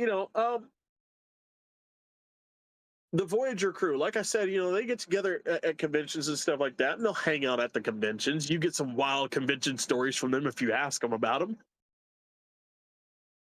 But they don't necessarily really get the time. Well, I guess not time. They don't really, I guess, make time the way that the other guys do, and the other guys did for the original series crew. Enterprise, I haven't really heard anything about them. I mean, I know Scott Bakula has kept his career very busy. He's a very accomplished actor. Be right back, Chris. I don't really know about the rest of them. But, when it but I think truly that's what set those series apart. Not just the fact that they were the only two that had movies, but I think that helped a lot. I think that the fact that they had movies and they had that extra time to really cement the friendships, the relationships that they had with each other, really helped in putting those two series above everything else. Not only the fact that, yes, they're the first two. Star Trek, the original series, is the first ever cultural phenomenon. Like, yeah, technically not the first, but like, you know what I'm saying? You get, it's the first one that really kept itself going for a show that only lasted 3 seasons. The only other time we've seen anything like it is a Firefly. I mean, I'm sure there are other shows out there that got maybe a season, maybe a movie, and they're still going strong. You know, there's still a fan base for them, but it's very rare for a show to do that. You know, but Star Trek: The Original Series was such a cultural phenomenon, the way that it was, that every president since who was in office in '66? That was what fucking I don't know. hell, I don't know. But ever since the president from 1966 on, fuck, it was Nixon. Was it Nixon? It was Nixon. I think it was Nixon. Either Nixon or Johnson. But either way, you've heard reports of the presidents watching Star Trek in the Oval Office, in the White House. You had activists such as Dr. Martin Luther King Jr. watching Star Trek. You had NASA scientists watching Star Trek. Fuck, everybody was watching Star Trek: The Original Series. And then Star Trek: The Next Generation was the second time, again, that a show. Now, Star Trek: The Next Generation, again, it kind of can't really compare the same way that I just did the original series, because they got 7 seasons. Yeah. They had a full-on run. You know, most of your shows ran for 7 seasons. Every so often a show would get 8, rare to get 9. You know, Yep. very rare to go past 9. You know, but it stood on the shoulders of the original series. It furthered a story. It furthered a story we wanted more of, and told its own at the same time. It furthered it. You know, it furthered the story of, don't worry, everything will eventually be fine. We may not live to see that world, but just know, one day, you need not worry about war. You need not worry about hatred, about finding a place. And then it told its own story. Then it said, hey, check this out. We got a we got a Klingon on the bridge. And we trust him so much, he's in charge of our tactical fucking weapons, all right? He's the guy that makes sure the Enterprise gets out of the fights. We love him that much. We trust him that much. You know, Deep Space Nine continued the story of the original series, told its own, but it's very different. Voyager, same thing, continued the story of the original series, told its own, but it's way different from those first two series that they put out. Like I said, I think it was the chemistry. I think it's the chemistry for me. You know, I think it's the amount of time that we got with both of those crews that really cements them apart. Not just because of the movies. The movies help. Don't get me wrong. You know, but had we had a Voyager movie, I still don't think that they would be as close to each other as the Next Gen cast. I still don't think they'd be as close to each other as the original series cast. Hell, I'd say the original series cast was closer to each other than the Next Gen cast. You know, but I think that's wholeheartedly on the works of those guys over 50 years. You know, there might come a time where I switch up my statement and say the Next Gen cast was closer than the original series cast. But they still got 20 years to get there. You know, they still got another 20 years. Right. And God hoping they make it. You know? But saying goodbye to Next Gen, here with Nemesis, is bittersweet. I'm ready to get on to the next. I'm ready to get on to Voyager. I'm ready to tell a tale of the only female captain that has got her run in Star Trek up until the point where we're at right now. Yep.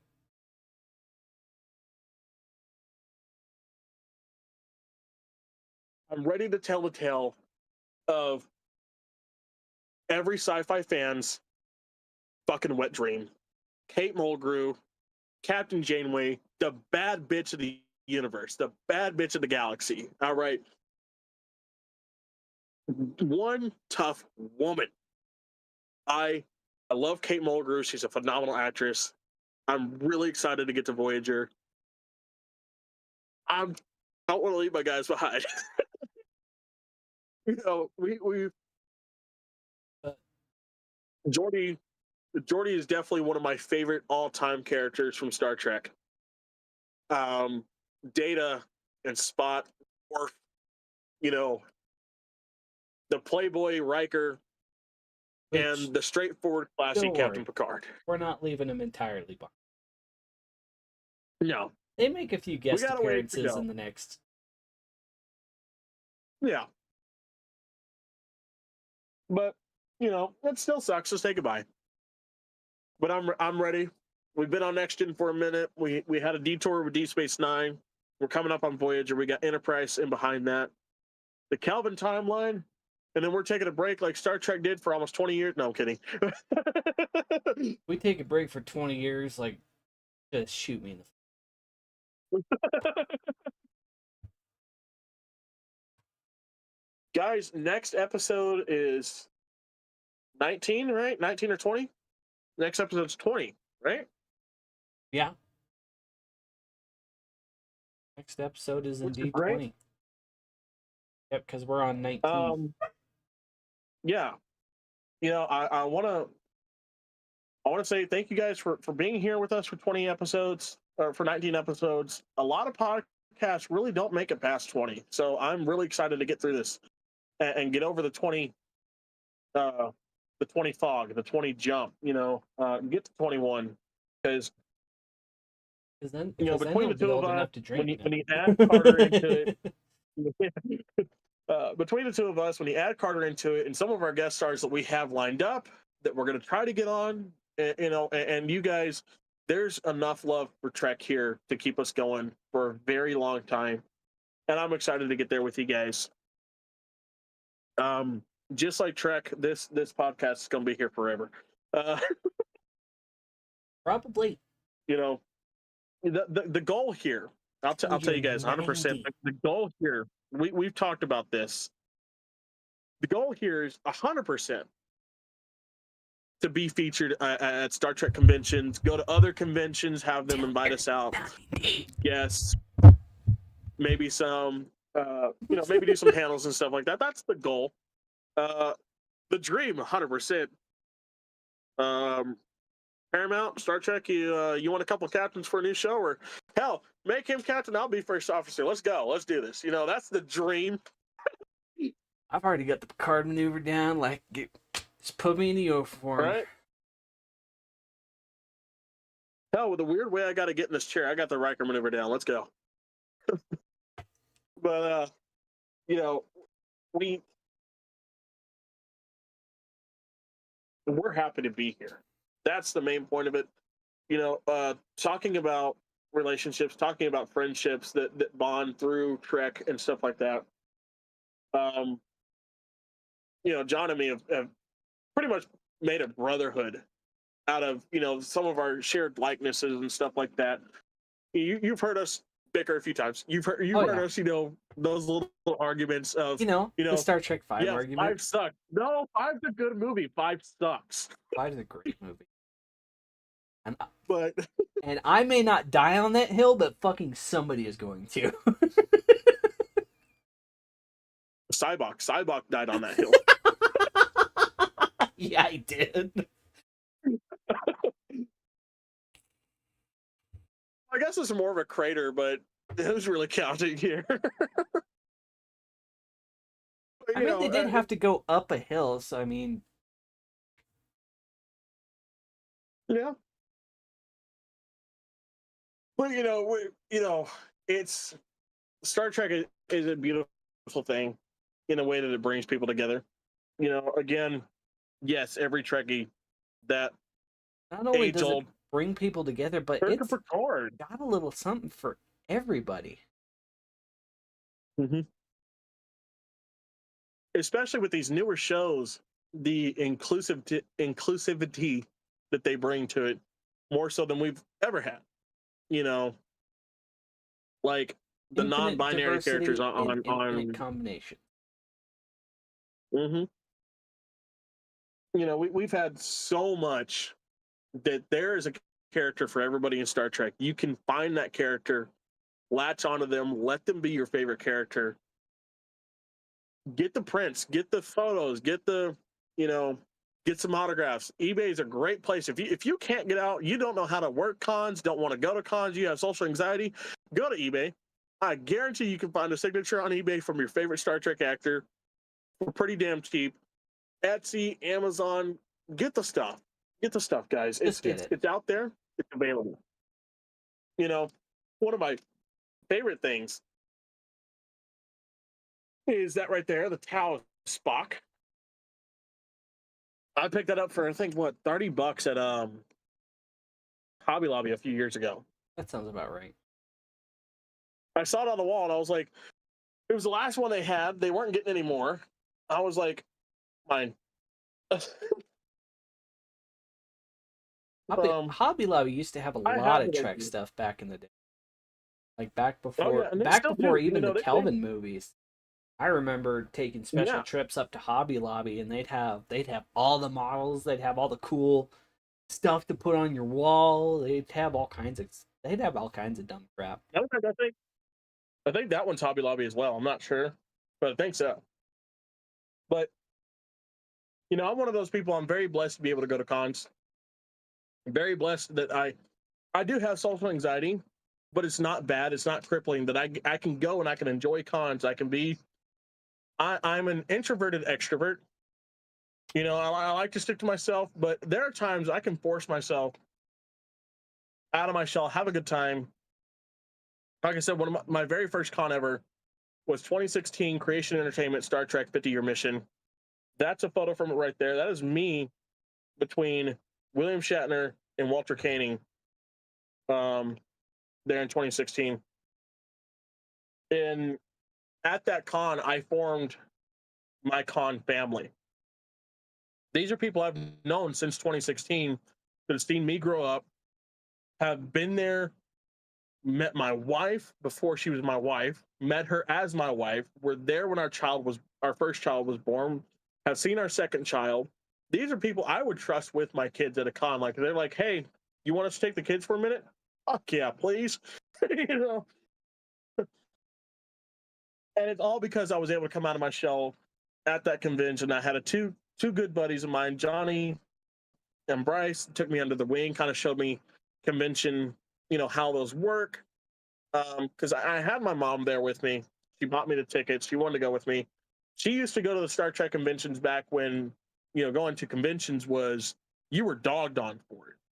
You know, if you dressed up, you were dogged on for it. It wasn't as socially acceptable as it is now when my mom was going. And Johnny and Bryce are about the same age as my mom was, and they approached me and they're like, oh, this guy's got to be his first con.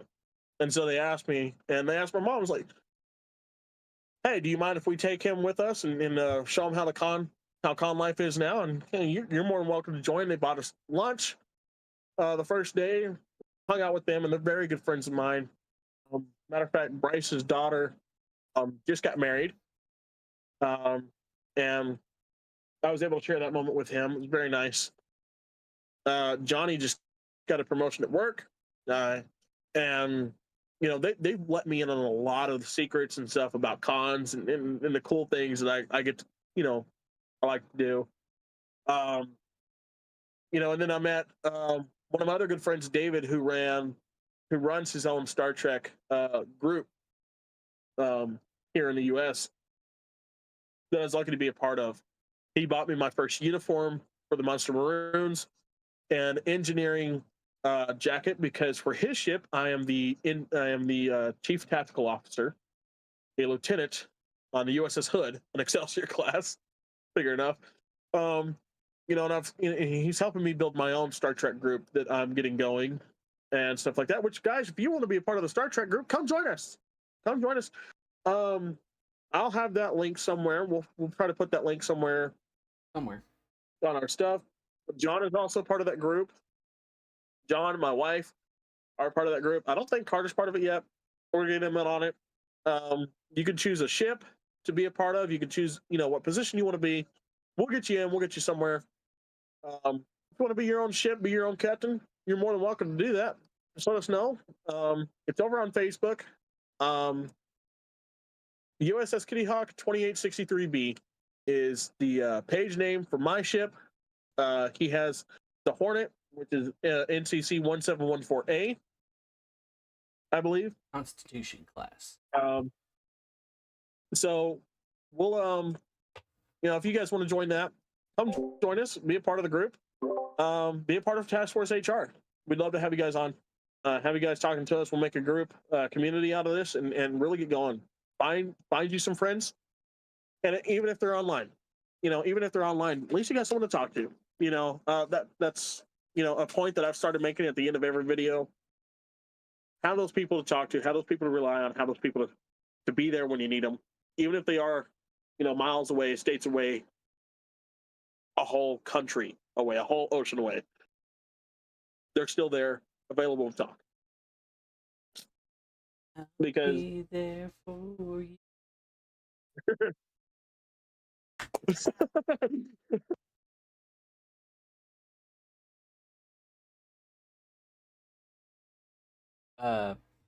Buddy, you muted somehow. Hold on. It somehow got hooked up to my truck. Apparently somebody's there. Oh shit. It got hooked up to somebody's truck. Yeah. Sorry. Yeah. Sorry about that, guys. But yeah. Hammering the nail in the coffin. There's a place for everybody in Trek. That's the point we always make. Just come join us. Be a part of it. We can make our own. They might have taken the fan series away, but they can't take the fan creations away, and they can't take the memories away, and the friendships away.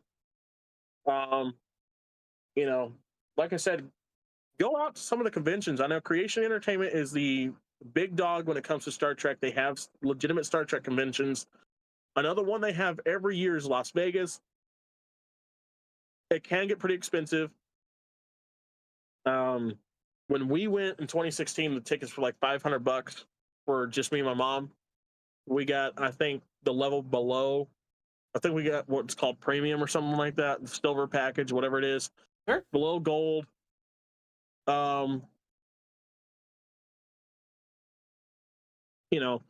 The way Creation runs, it's really kind of different from what I'm used to. I'm used to like Fan Expo, conventions like that. But if you're looking for just Star Trek Las Vegas, they do one every year. They get everybody they can from Trek to come in. There have been a couple times they've gotten Sir Patrick Stewart to go to Las Vegas for the Star Trek con. So if you want to try to get Picard, that's your one to hit.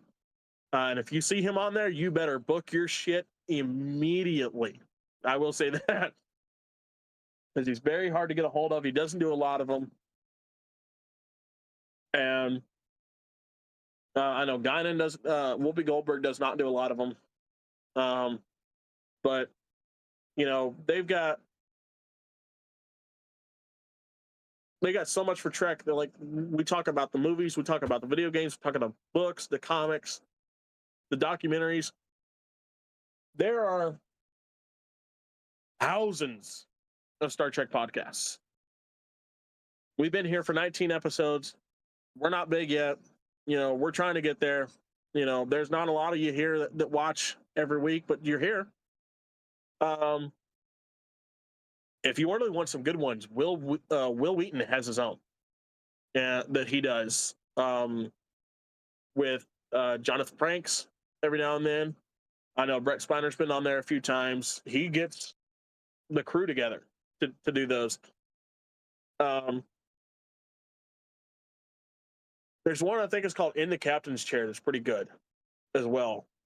I think that's I don't know who does that one, but then I know Michael Okuda does one as well.